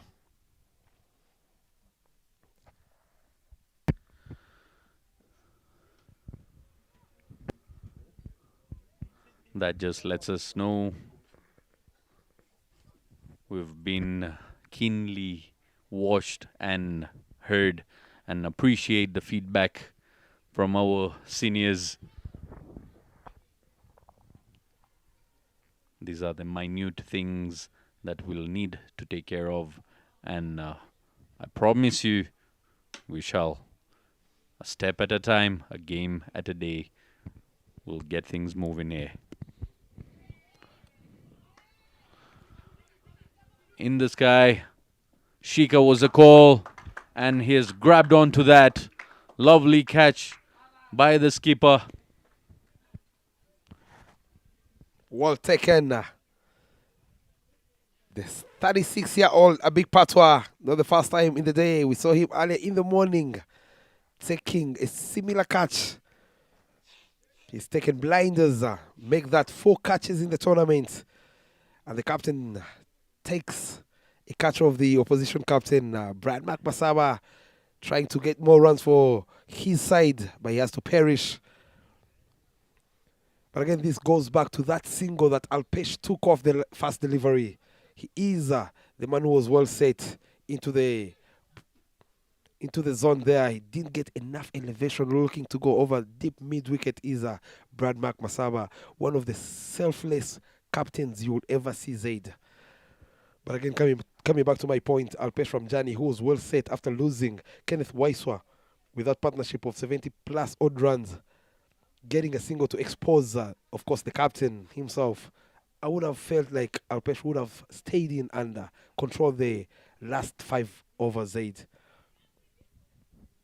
He's definitely a person who's been in for 31 deliveries, just over 6 overs himself. Should have been the person facing a bowler like Mohamed Yunus coming in and probably take the assault to him rather than letting him settle into the very end of the innings as we're coming in to the final 5 overs left here. and it has cost them the big wicket of the captain.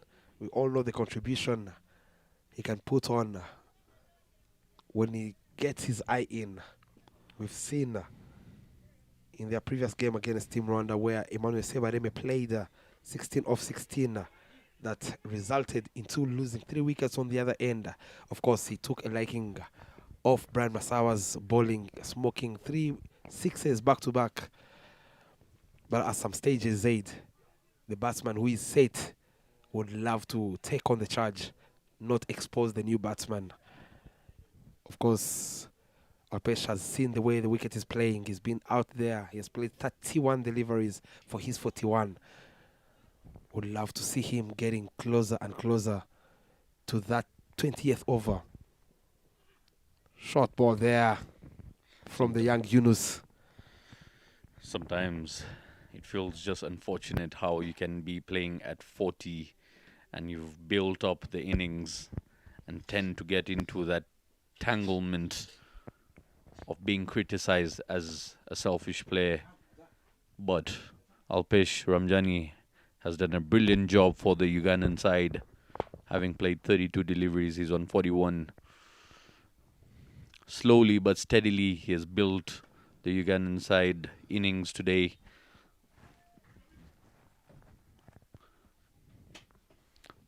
After that retirement by Ronak Patel, concussion retirement. There we've got our viewers here at Gahanga by the sideline, having smiles all over. People you can almost have an advertisement for Colgate or Pepsodent around you. Brightest of teeth you can see there. There you go, there you go, Zed. Daniel Gumisenge, who's from the Bad Ball X competition, one of the players to watch out for. I won't put emotions into this, but Zaid, I will tell you that young man is my favorite in Rwanda. He will play cricket, mark my words. Give him 2 years. He will be putting on those blue and yellow jersey of his nation. Alpesh Ramjani on strike. It's Salum Jumbe coming back from the Mount End. But again, when you look at that wicket of Kenneth Waiswa, they had a very good partnership, him and Alpesh. But since that wicket, Alpesh has slowed down. I'm not sure he's trying to get to that 50, but I would love him to go play fearless cricket, play his shots to see if they can get to a very healthy total or target. Tanzania, of course, they have the likes of Ivan Selemani, who bagged a pair in the morning. Absolutely, he should get on with it and spare no time doing that. And there's nothing to risk for him, to be honest, here on. Again, when it comes to certain batters, it's also a matter of chemistry with your partners out there in the middle. Certain players, you feel comfortable running down those singles and doubles hard enough for you to trust your partner. And those are the sort of mini exercises that the coaches and the support staff take care of during training to let you know that you're in safe hands, you're working with the right people, you can trust and have faith in. It's much, much needed. And Alpesh here might be playing differently depending on who's around him. If he was to be playing around, let's say right now with Ronak Patel, his strike rate would be completely different. And I can guarantee you that was the same scenario when he was batting with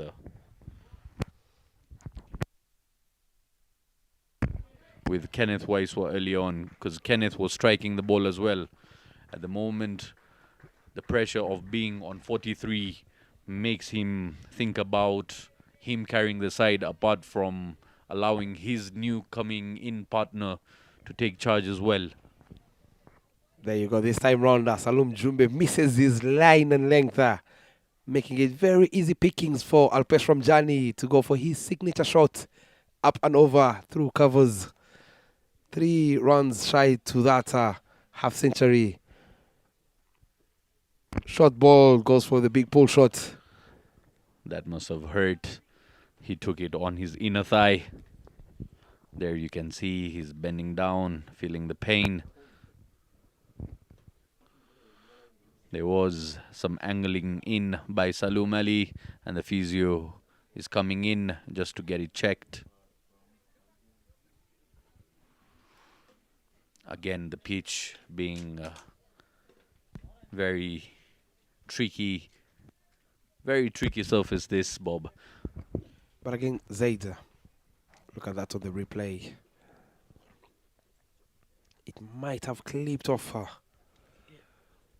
the inner thigh pad there. I believe it will be very fine. Coming back to that debate, Zaid, I would love to have that debate with you, with all the experience you have.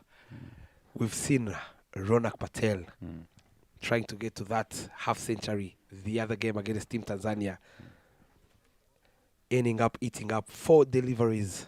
Yes, of course, he got to the half century with the maximum, but that particular game they lost against Tanzania, where Kenneth Waiswa had to defend 7 runs. Imagine if Kenneth Waiswa was defending 10 or plus runs. That brings back to my point. If Alpesh at some stage was at 40 of 20 deliveries aid, he's now at 47 of 36.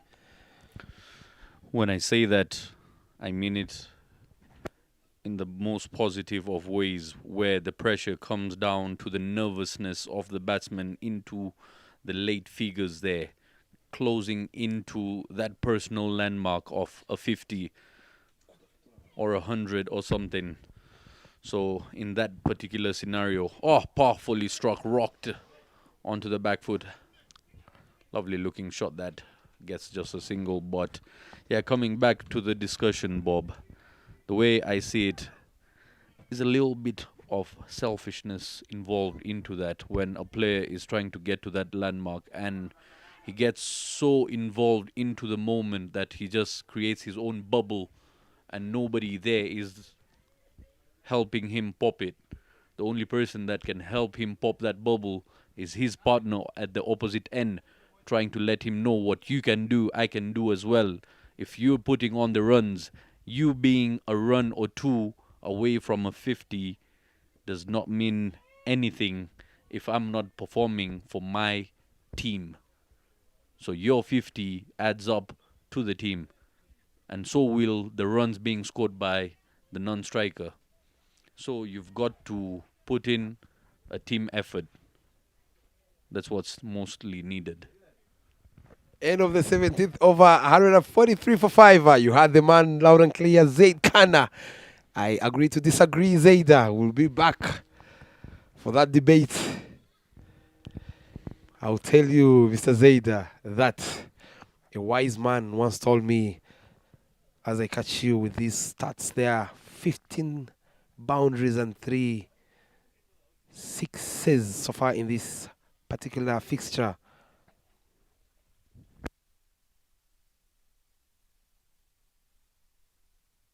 Coming back to that debate, a wise man once told me, like, how impactful can you make out of 10 deliveries, Zaid, in a T20 format?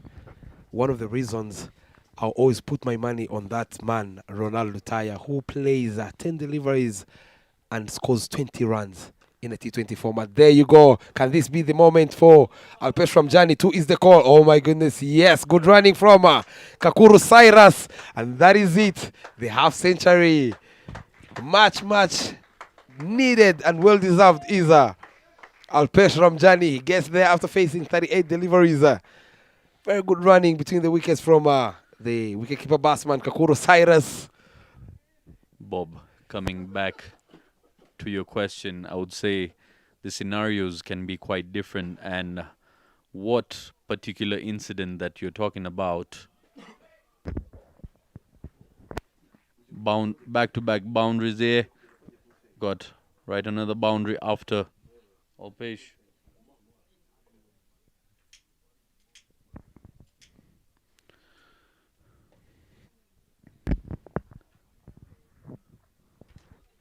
Got the top edge there, past the keeper for yet another boundary.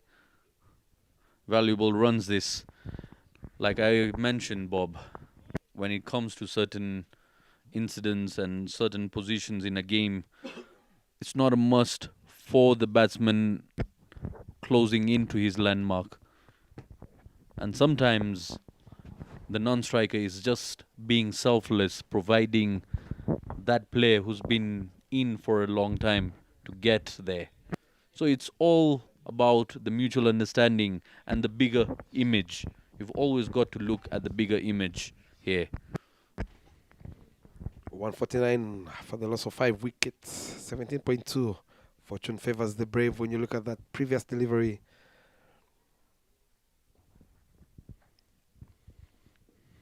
Soft turn straight to the fielder, Ali Mpeka Kimote at point.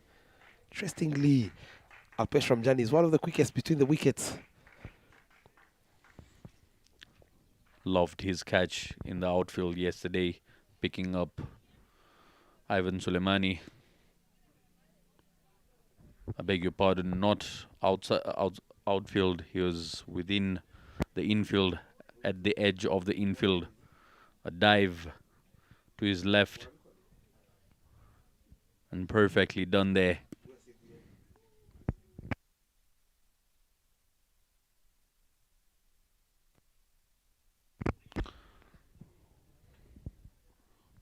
Into the pads, flicked away by the young Kakuru Cyrus, the wicketkeeper batsman. Straight to the fielder, Ivan Selemani, as we see Sheikh Basha coming in, replacing Sanjay Thakur Buma, who's been having butterfingers in the field, giving away 26 odd runs in the field, Zaida, with his misfield. But they would love him to be back on his feet. He played a very good cameo in the end to get his team over the lane against Team Rwanda in the morning. 44 of 18 deliveries with 4 maximums. Biggie Zaida. It's not a Sunday here in Rwanda, it is a Friday. But he made sure he sent all those sixes to the church end. Big man doing big man things. You see him depositing the ball, and unfortunate for the Rwandan bowler.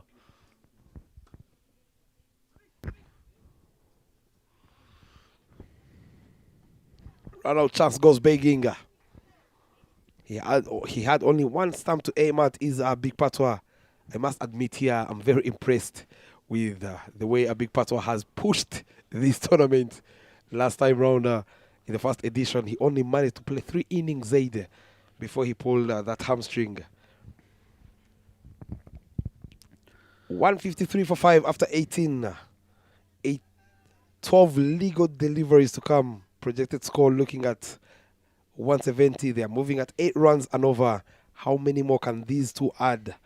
Can this be the time for Alpesh Ramjani to step on the gas? He's been moving in the third gear. A Big Patwa, you said, played just 3 innings last time around, and this time he's pushed it.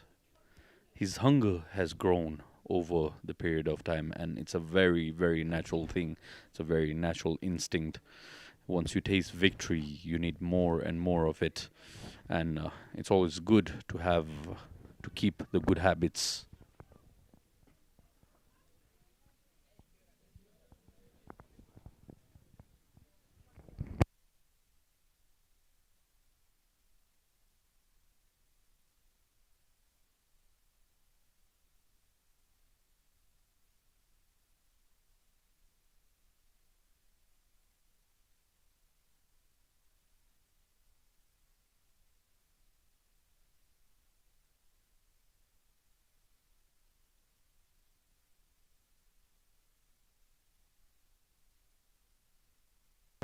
Two 12 deliveries to come in the first innings of match day 5, game number 10. It is, of course, Alimpeka Kimote with his off-cutters and leg cutters who will be variating his pace. He's up against Kakuru Cyrus. I would love to see Kakuru Cyrus getting a single and letting the man who is still unbeaten on 55 of 41 deliveries take charge of the most deliveries left in this first innings. 12 balls to go here. Everybody's getting the green light. You've got to go hard at it from here on. There's no holding back. You've got 5 wickets back into the dugout. You've got your partner, Alpesh Ramjani, on 55 of 41 deliveries. What else could hold you back, Kakuru Cyrus? You should get going with it. Ali Kimote, who's been traveling at 10 per over and will travel for more as he's been deposited to the church. Then I'll tell you, with the way our commentary box is set, the younger Drumit Mehta has taken a blinder, having to cover a lot of ground on his right. He covered a couple of meters to get rid of Kakuru Cyrus. I don't blame his either. I apologize to all of you as the cameraman deceiving me and my eyes here. The angle at which it was taken, you can see there. Didn't get hold of what happened, but brilliant take there. From a different angle, we get to see the youngster having that grab, a running catch. Unfortunate for the Ugandans, as yet another wicket goes down to Ali Kimote. A second after having given away 30 runs.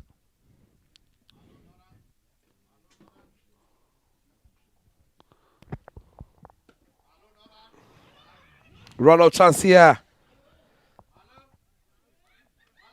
Run out completed. Fantastic fielding from Amal Rajivan.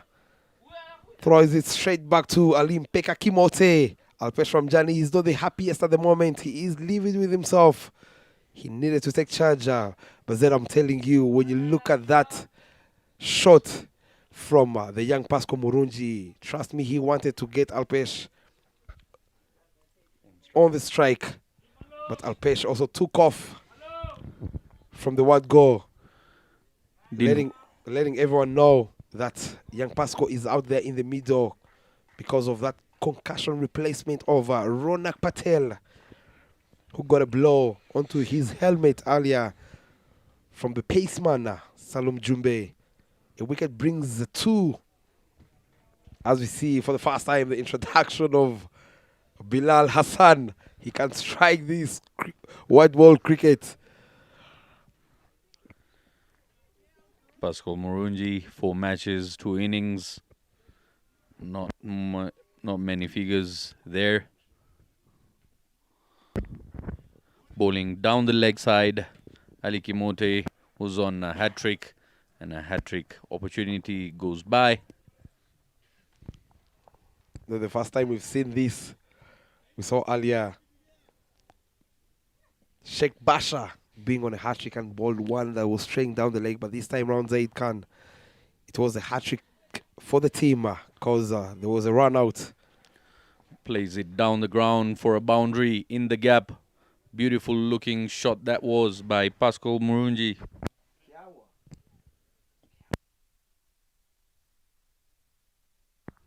Look at that on the replay. Fuller this time round from Alim Peka Kimote. A little shimmy down the wicket by young Pasco Murunji. You'd remember him for that final in the Continental Cup where he found his team coming out to bat in all sorts of bother after losing 4 massive wickets for just 5 runs. He ended up contributing, if I'm not mistaken, with the figures 32 runs, very crucial 32 runs to make sure his team got to 126. I'm very keen on watching Bilal Hassan face the ball here, Bob. I'd love to see how he feels facing his own medicine.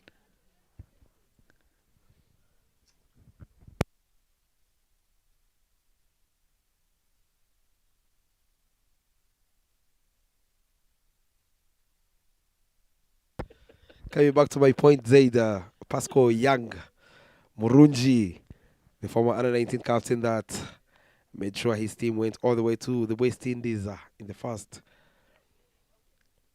World Cup, but he made sure he qualified his team to the World Cup in the qualifiers that happened here in Rwanda. Remember those scenes at IPRC where he came and gave the Tanzanians a heart attack. He's sharing the same field with the captain, the former under 19 captain of Tanzania by then.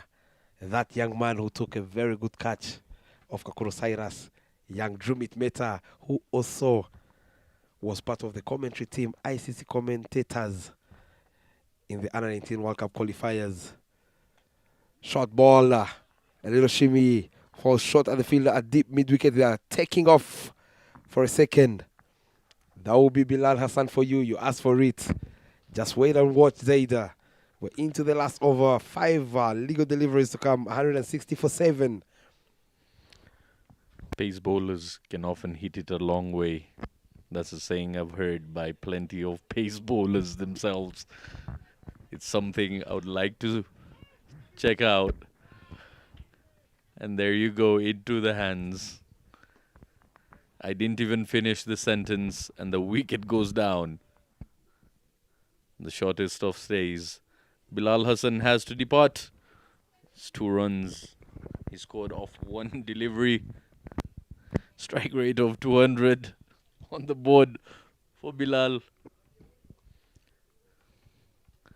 Valuable runs this can be, Bob, as we saw today morning. Tanzania needing 2 runs off 2 deliveries. Ended up flicking it on the leg side. Last wicket. Drama. It was horrendous for the run inside, despite having the fight and the fumble by the keeper and the crowd being so involved into it. But again, coming back to that point of Rwanda losing by 1 wicket, Zaid, I'll tell you, how many times have you seen a team defending 2 of the last 2 deliveries and you see 5 fielders at the boundary? Something they have to learn and adjust. Yes, it is a learning process here and progress. They are the lowest ranked team here in this tournament. But those little small mistakes can cause you the game, as we just witnessed in the first game against Team Tanzania.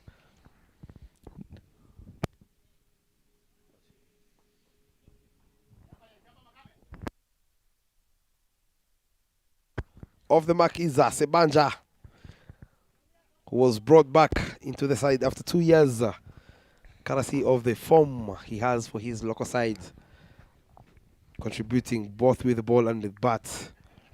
He's been very handy with the ball in this particular tournament, making sure he picks a wicket or 2 in the power play.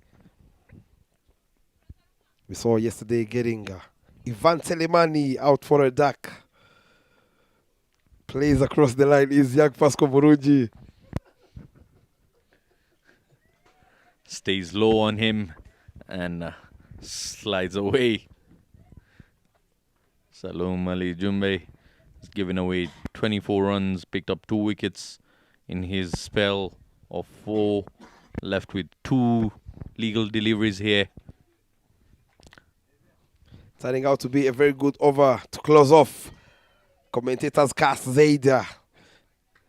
Young Pasco Murunji is being knocked over by Salom Jumbe, trying to finish on high is Team Tanzania. Courtesy over Salom Jumbe.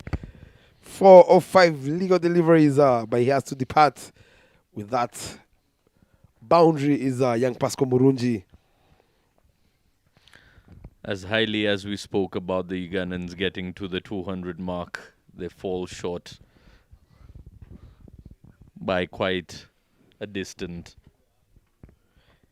There you go on your screens, Master Wong, left arm orthodox. Shot number 4, Henry Senyondo, who came into this tournament as one of the dangerous bowlers. Look at that, he created room, exposing all the 3 stumps. Not enough timing there, young Pascal Murungi, but you could see the intentions are clear. He's trying to get runs for his time, for his side. But there, Bob, final wicket, final ball of the innings. What do you reckon will happen here? Do the Ugandans get all out? Or do they add more valuable runs to this? I'll tell you, Henry Senyondo, I remember the last time in under 15, he was an opening batsman. That's Salum Jumbe for you. I think he answers your question straight away. Henry Senyondo, who doesn't even bother? The last time I saw Henry Senyondo was back in under 15 at Peponi. He used to be the top order batsman for Team Uganda. But down the road, he has turned out to be the Chinaman with the ball. As we get to the end of the 20 overs, the first innings, Uganda setting 161 for 9, setting a target of 162. That's the batting chart. Roger Mukasa bagging a pair. Back-to-back Golden Ducks. Simon Sesazi yet again contributing 22 of 17, 4 boundaries, of course, with a strike rate of 129. With his partner Ronald Lutaya, 22 of 11, but look at that strike rate of 200. Ronak Patel, unfortunately, didn't play along after being struck on the helmet. That man, Alpesh Ramjani, standing tall yet again. Middle order batsman, 55 of 41. Kenneth Wiseau once again performing with the bat with his all-round skills. 36 of 29 with the maximum and 3 boundaries. Nothing much to talk about from the tail enders. But those 15 extras can be the game changer in this particular game. Nothing much there. There's that partnership once again from Kenneth Wiseau and Alpesh from Johnny. 81 of 52. Kenneth Wiseau contributing 36 and his partner 38 of 23 deliveries. And that small cameo partnership from Ronald Lutaya and Simon Tesaze of 46 of 25 that gave the Ugandans the momentum. That is the bowling chart for Team Tanzania. Mohamed Yunus here again picking up wickets in the power play, picking up that big fish. Roger Mukasa, 2 wickets for his 29 runs in his allotted 4 overs with an economy of 7. And Salum Jumbe yet again making it 37 wickets for his nation, going for 24 runs with an economy of 6. And Ali Mpeka Kimote, quite expensive with 8 runs being his economy. But again, it was that man, Sanjay Kumar, who finishes the game outside having treatment with the physio, who went for 12 runs in his first over. Do not go anywhere. We'll be back shortly for the chase. Uganda winning the toss and opting to have a bat first. And they have managed to put on 161 for 9 in their 20 overs.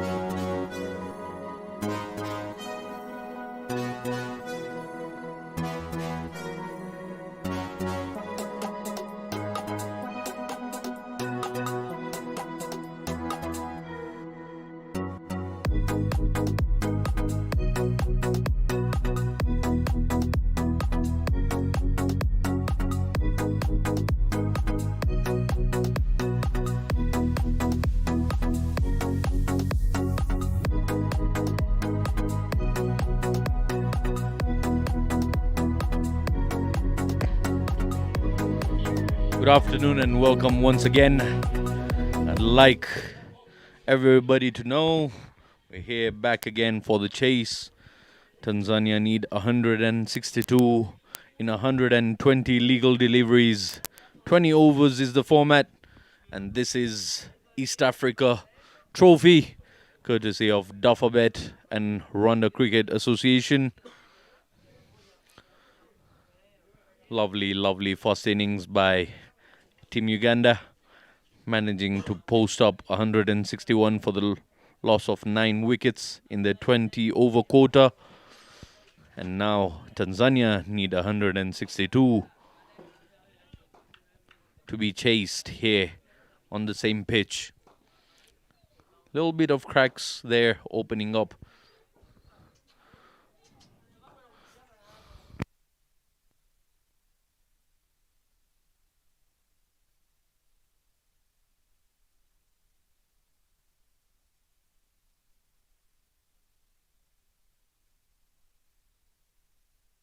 Sebanja to open from the mount end. A big part of the captain. There you go. Right on the money is Jonathan Sebanja. Always picking up a wicket in his first spell.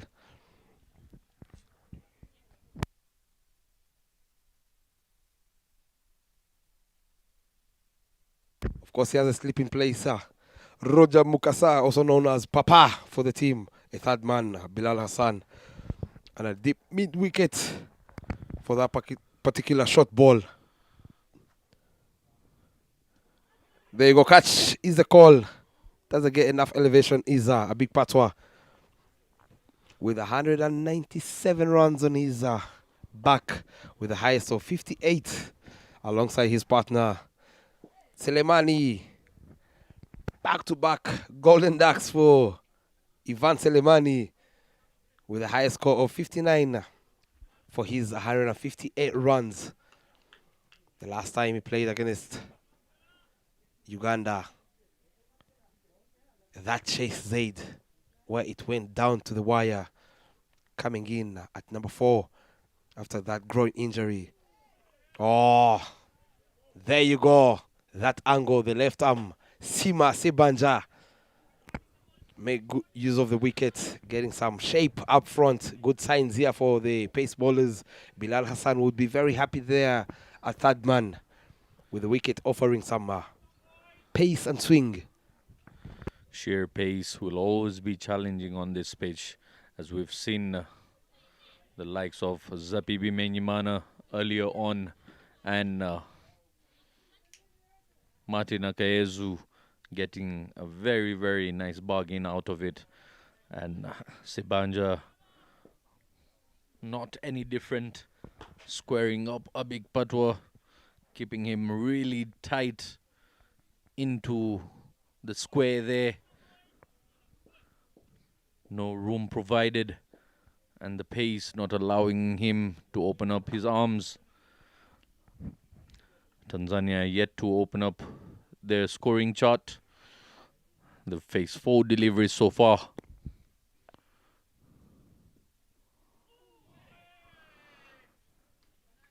Ivan Suleimani has gone for 2 golden ducks back to back.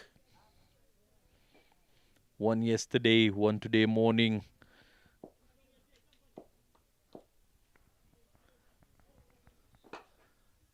We're yet to see how that affects him this coming game, this innings. He's out there in the middle with his captain, Jonathan Sebanja, starting very, very strongly with 5 dot balls and impeccable consistency. This time, plays it on the leg side and they manage to pick up a single. Abik Patwa spoils the party for the Ugandans, who were about to celebrate the first maiden.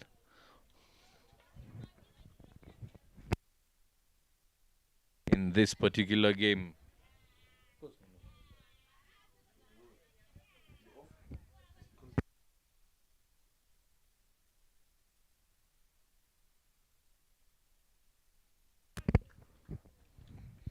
Lovely bowling there by Jonathan Sebanja, just giving away 1 run, and even that was forcefully taken by Abik Patwa, bringing him back on strike. Ivan Suleimani is yet to face a ball, and coming from the road end is Bilal Hassan, also known as Billy. Will be interesting to see what sort of angle he'll provide here. Here we go. Charging in is Billy. A quick short one first up, giving him that stare typical of a pace bowler, charging in with intensity. That's Billy for you, Zaid Khan, coming in from the right end.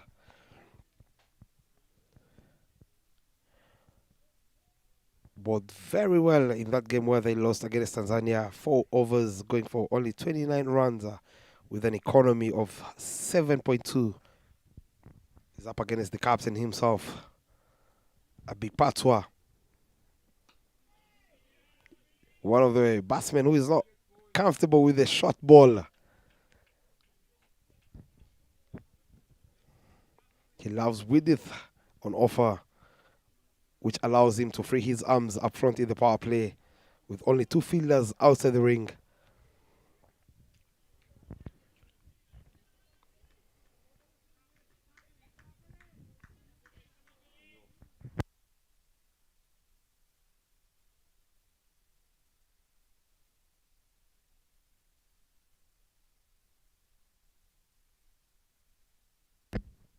Short ball pulled away. No protection, of course. 1 bounce for 4. Into the Ugandan dugout. That went. Almost saw that coming. A few words being exchanged. Oh, I love this competition between these two. Skipper taking it. Letting Bilal know that I saw this one coming. Bilal giving him a few words. A paceman in his first over. You wouldn't like to charge at him that way. And without boundaries either, a big Patois takes over Simon Sesazi, who was sitting comfortably at the top of the batting chart with 201 runs with an average of 28. Having played 7 innings, he's been very consistently a big Patois in his batting and for his side. Winning the toss early in the morning, sending Rwanda to bat, only managing to restrict them to 133 that they chased in the last delivery of the game. This time round, it's Brian Makmasaba who won the toss and elected to have the bat first, managing only 161 runs in their 20 overs. Healthy outside edge, flies straight to the fielder at third man, Jonathan Sebanja, who only cuts it to only 1 run to bring the man himself, Ivan Selemani, on strike. He's still on a pair. Love to see this particular delivery from Bilal Hassan. He's been caught by the keeper in those 2 golden ducks.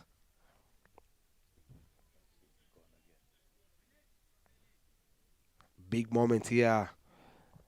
He will need to get off the strike to get a sense of relief. Is Ivan Selemani. There you go, straight to the wide side of the fielder in the sleeves.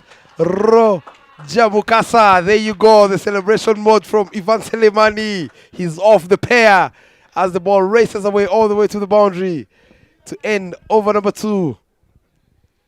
With the scoreboard reading 10 runs on board. Yet to get a wicket is Team Uganda. And there you go, squared him up. I would have loved Zay to see a second sleep. Something you do when a batsman is on a pair. Try and build that pressure. Put an attacking field. A second slip there would have comfortably taken that down the throat. That would have gone. Uganda allowing Ivan Soleimani to get away with that. Fortunate. He must be relieved getting off the pair. Upper cut by Abik Patwa. And rotating the strike is the captain.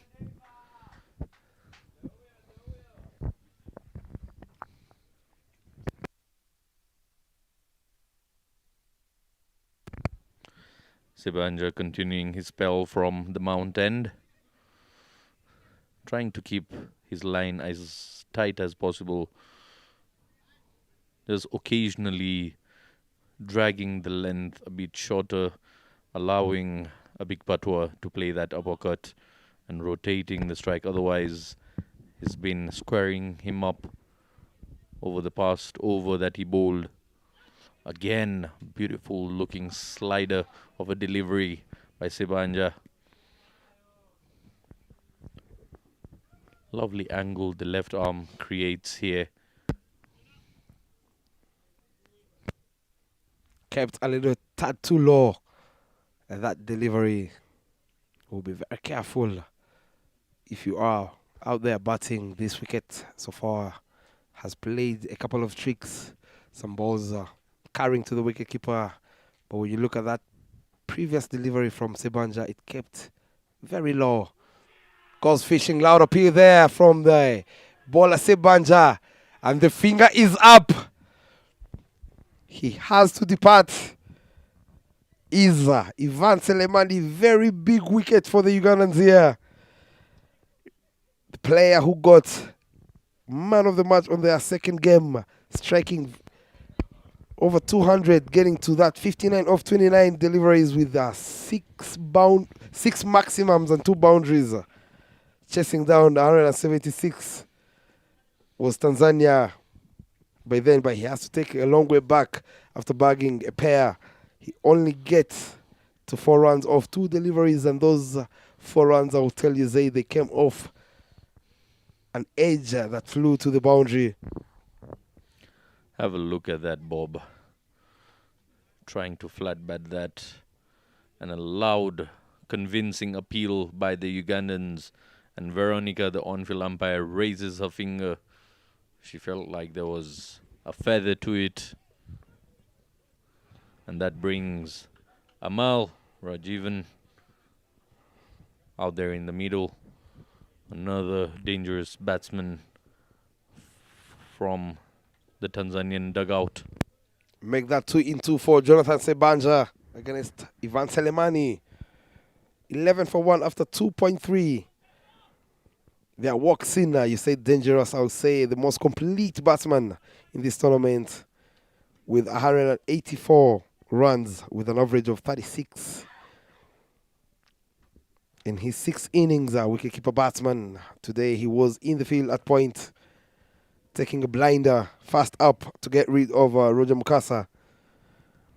He'll be up against that angle of the left arm. Sima Jonathan Sebanja, who was brought back into the side after 2 years.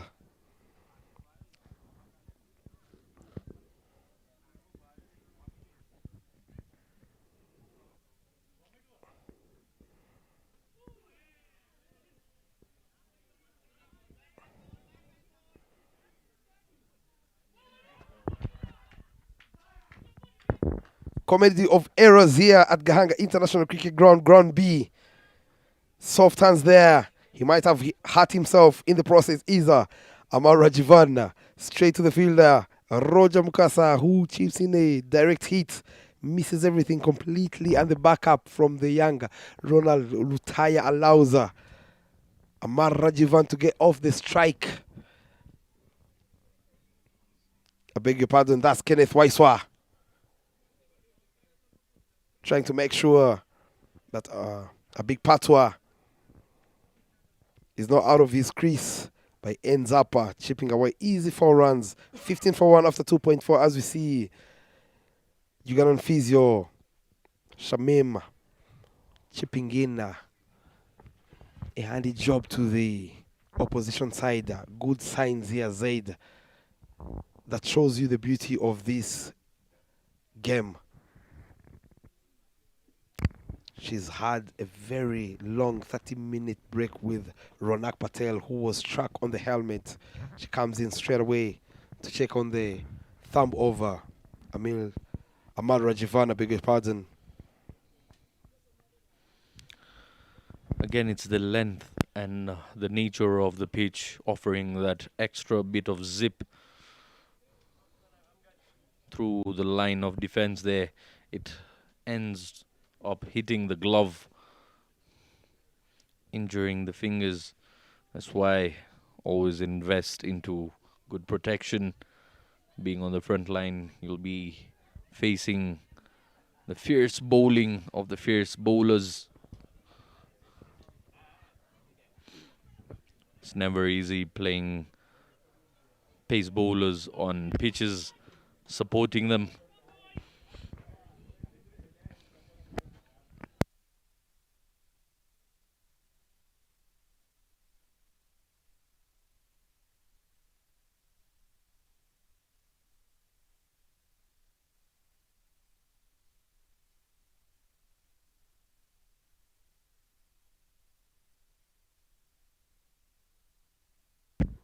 Sebanja to continue from the Mount End.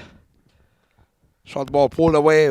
Match control, pull shot straight to the fielder at deep square leg to carry it to only one. Pascal Murunji, who is always very busy in the field, having replaced Ronak Patel with that concussion. I'll tell you here, Zaid, if Tanzania is yet to chase down 162, it has to be one of these two who bats until the end. The difference between these two sides is the Tanzanians have really relied on the three batsmen. A big part for himself, Ivan Selemani, alongside Amar Rajivani, whereas the Ugandans have had a couple of runs coming out from the middle order batsmen. Alpeshram Jani himself and Kenneth Waiswa contributing, making sure they get to that 160, 170 respectively. End of over number 3, 17 for 1.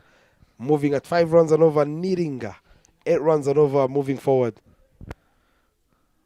This game between Uganda and Tanzania giving me a deja vu moment.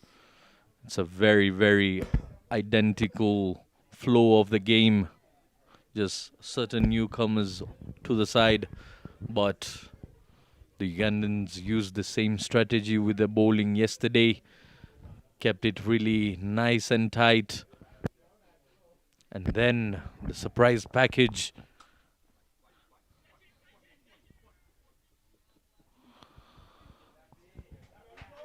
Shot on to the leg side.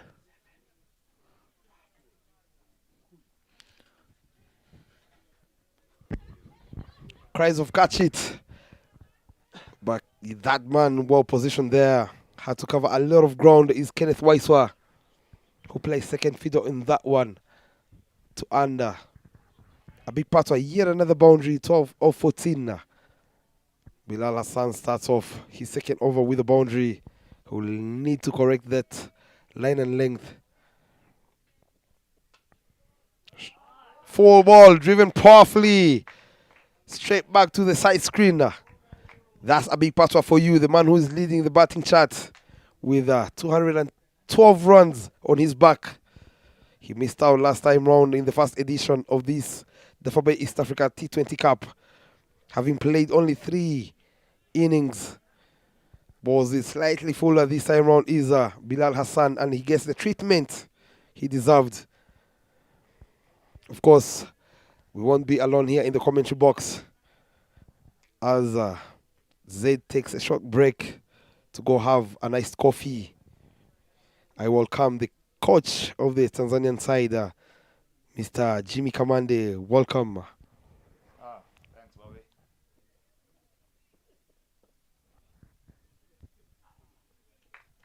Soft hands there from the captain himself, a big patwa. Straight to the short third man, Sebanja, who can only allow them to take a single.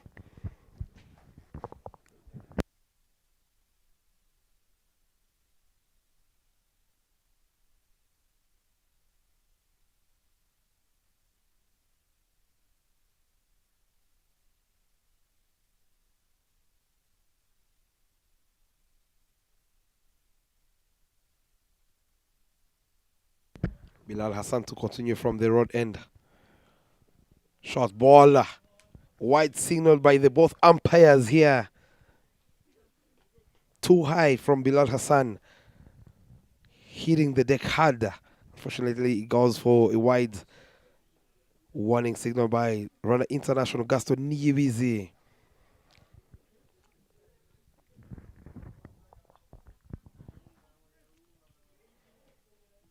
As I mentioned earlier, I will be joined by the coach of the Tanzanian side, Jimmy Kamande, the legend himself, needing 135 runs off 99 deliveries. My question to you, Mr. Jimmy, is this whole year you haven't played international cricket. What do you make of your team? Of course, we've seen a couple of injuries so far in the tournament. We saw earlier on in the tournament, in the second game, Ivan Selemani, one of your top batters, getting that groin injury. We saw Omar Kitunda missing out on that particular game against Team Uganda. We've seen today Sanjay Thakur Boom not finishing off the first innings. What do you make of your team? Where do you see them? Of course, you have the qualifiers later on in this year in Namibia. Yeah, then so we are coming back after I'd say a long layoff. We are using this tournament as an opportunity for our preparation since we have been just at home. The last time we played, it was the same tournament. The last time we played international cricket. Yeah, when it comes to fitness wise, as you all know, we are just below semi-professionals, so it's not always enough time to come together and train as a team. But we are coming together now. It's a short time left before the World Cup qualifiers. So yes, we are counting this as a blessing, coming at the right time before we move ahead. Last delivery to come off the second over of Bilal Hassan has been very expensive, leaking 20 runs so far, wicketless. Goes for the uppercut, misses everything completely. Is a big patwa. And there you go from the umpire, Rwanda International Gaston Ibizi. No ball signaled for overstepping. Freebies coming in handy from the Ugandan bowlers to a player like a big patwa who is on 17 of 16 so far. The siren is out there from the umpire. Free hit coming. Talking about the preparation, when you look at the 36-year-old Abik Patwa, last time in December when you guys were here, he played only 3 innings when he pulled that hamstring of his. Unfortunately, that was the end of his tournament. Coming back after almost 8 months and a half without playing international cricket, he is leading the batting chart with 200 plus runs. What do you make of a big Patwa as a leader? First of all, in this team, he's a batsman. That's his job. His main job is to bat for the team, and he's one of our top batters. He's a seasoned campaigner. He has been in this team for like 2 decades now. He has represented Tanzania for like the last 20 years old. He started very young as a 16-year-old. So he's a very experienced guy. He knows what's needed at this level. Just getting more opportunities. Leading at the tournament, we're not too much on the statistics. We just want to play as a unit, come back as a unit, and represent Tanzania the best way possible. You heard the man himself, 29 for 1 after 4 overs. Moving at 7 runs and over is Team Tanzania. Of course, the captain himself out there in the middle, still unbeaten, 17 of 18, with one of the most complete batsmen in this tournament, Amar Rajivana, the wicketkeeper batsman. He's been, of course, the anchor of the Tanzanian side. He's up against Jonathan Sebanja, who is bowling his 3rd over on the trot, having picked up that man yet again, Ivan Selemani. It is turning out to be the likes of Stuart Broad against David Warner. He is making Ivan Selemani his bunny. Is Jonathan Sebanja. You've seen Sebanja through the early stages of the game. Would you tell me something about this man after missing out for the last 2 years? He comes back in the side and he's been very, very good with the ball and bringing in that left arm coming over the wicket and that angle. He's been really struggling, your opening batsman, Ivan Selemani, picking his wicket twice in this tournament. Yeah, it's a tournament that has 12 matches. That means 12 games. 6 games against Uganda and 6 games against Rwanda. I wouldn't call him his bunny. He's just that, like any other batsman, he bowled some good areas which could have tackled just any other batsman. Yeah, give credit where it's due. He has been bowling some good line and length. But yeah, something that we're working on. And as we move along, This is his third game against Uganda, so we still have 3 more games, and I know my Ivani will come good. It doesn't matter who is bowling. All we need is for him to be composed enough. Every other good batsman gets a good ball, and if that happens, there's nothing much you can do it. That's a man himself who also had a go batting in the World Cup. As we see, a white ball goes for a boundary. Very expensive there from Jonathan Sebanja. Tries to go for that uppercut. But the ball had enough carry off the pitch. 35 for 1. Talking about Sebanja, earlier I had a very good chat with Johnson Nyambo, the under 19 captain, finishing with figures of 4 overs, 24 runs with a wicket and a big wicket of Simon Sesazi. We all know Simon Sesazi has had a very good run against Team Tanzania, having scored the first, having been the only Ugandan to score a century. And it came in last year in December against Tanzania. And 250 so far in the tournament for Simon Sesazi. What do you make of that young kid as we see an inside edge chopped on by a big patois who has to depart after contributing 17 off 19, and that's Sebanja. Jonathan, for you, gets rid of the captain himself as he has to walk back 2 wickets down already in the power play. 35 for 2 after 4.3. Look at that. He was not even in any shape of playing that ball over the offside. He had opened up his front leg, playing almost like the Ronan Kevin Irakoze. And he has to perish to bring in the new batsman. First time he's playing in this tournament. Young Drumit Mehta, shot number 21, joining Amal Rajavan. Going back to those figures of the young Johnson Nyambo, the under 19 captain. 4 overs, 24 runs, 1 wicket with an economy of 6 runs.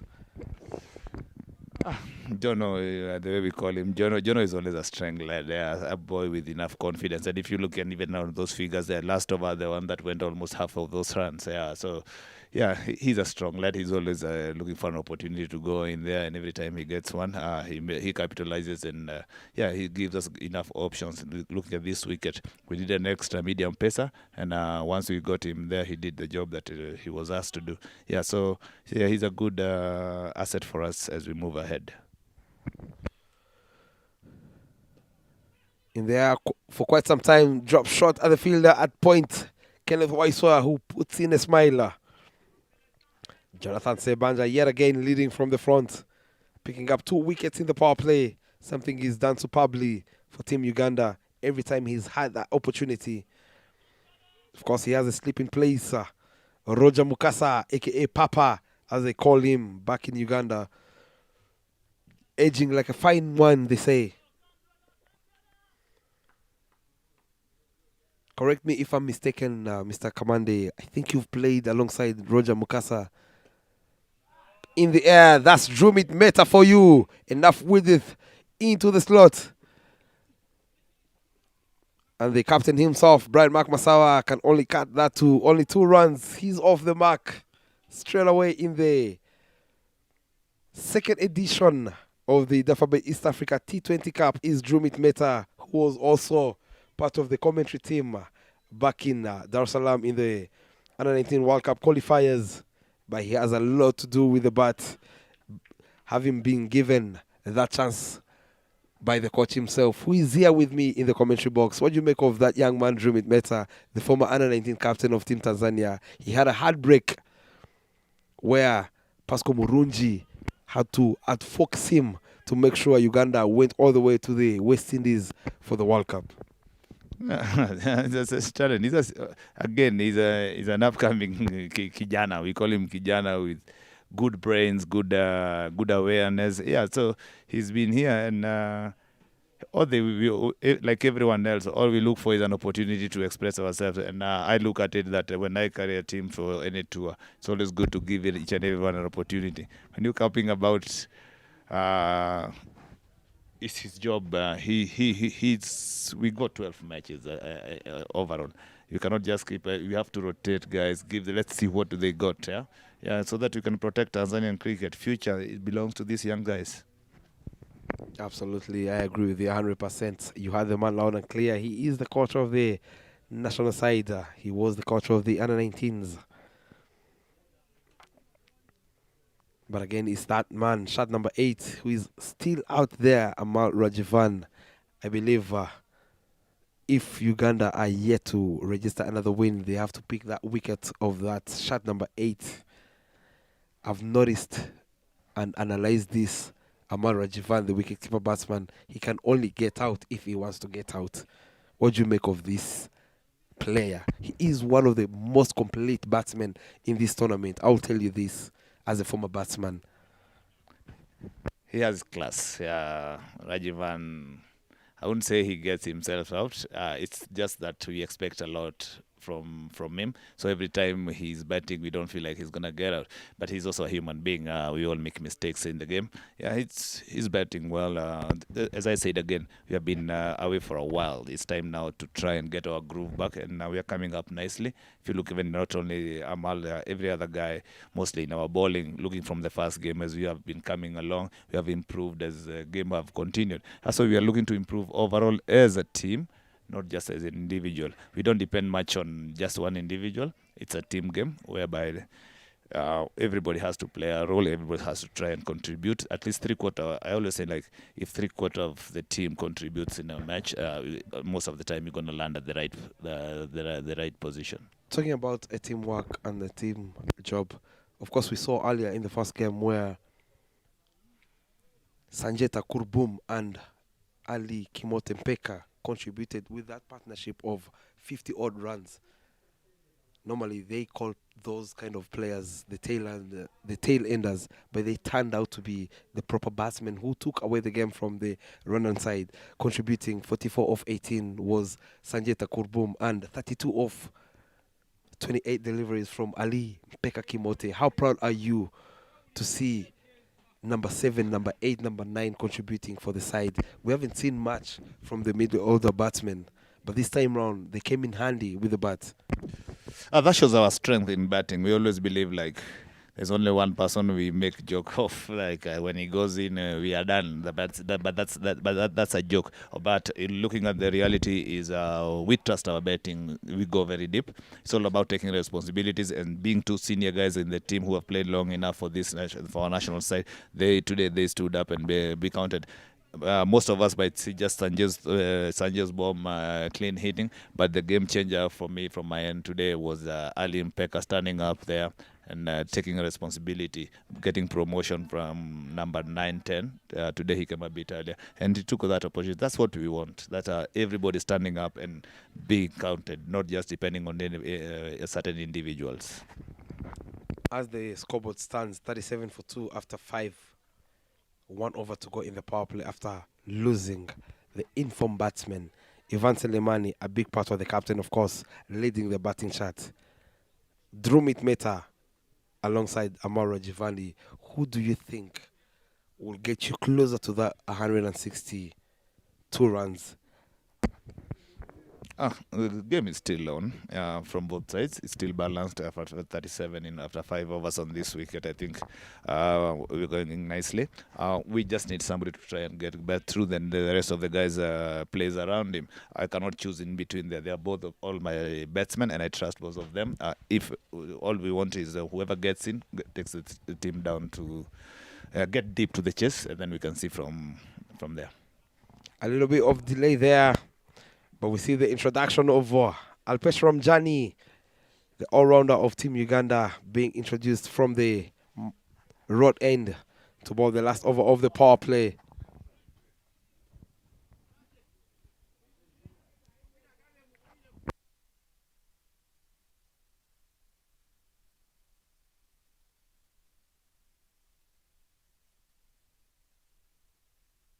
As I also allow Mr. Kamande to take a short break and go be with the team in the dugout. There was a short break. We'll have to find out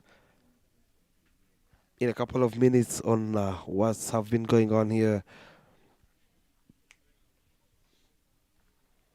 Of course, Zed comes back in the commentary box to take you through the end of the power play. Welcome back, Zaid.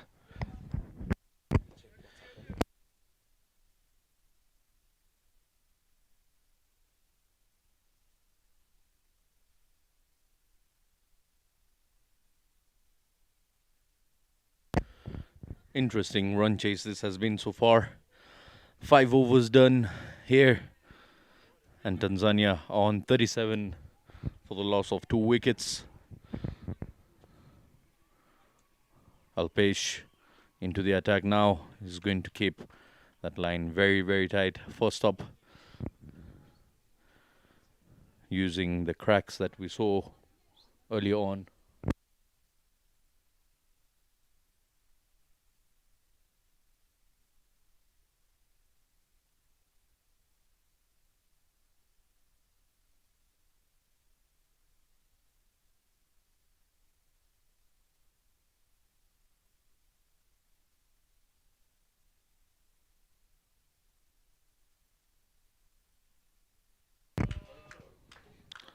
Chopped hard this time and gets full value out of it. A boundary off the third delivery of the over of Alpesh Ramjani, giving him enough room there to someone like Amal Rajivan's caliber. Makes enough space to place the ball in the gap, and it runs away for a 4. Once again, use of feet, and they steal a single yet again. Amal Rajivan playing a sensible innings here. 11 runs to his name, 12 now of 9 deliveries.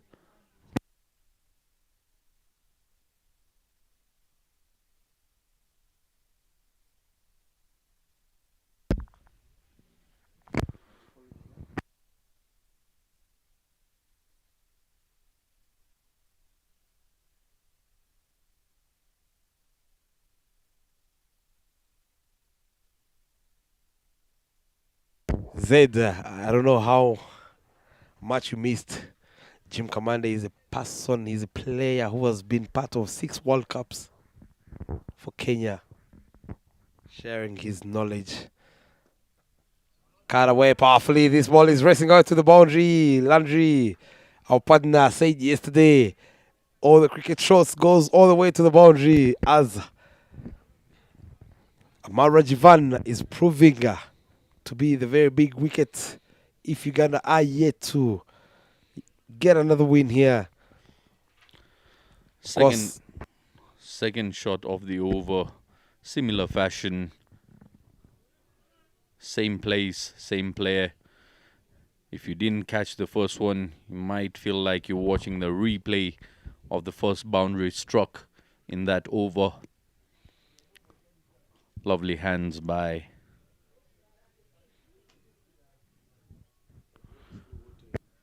Amal Rajivan.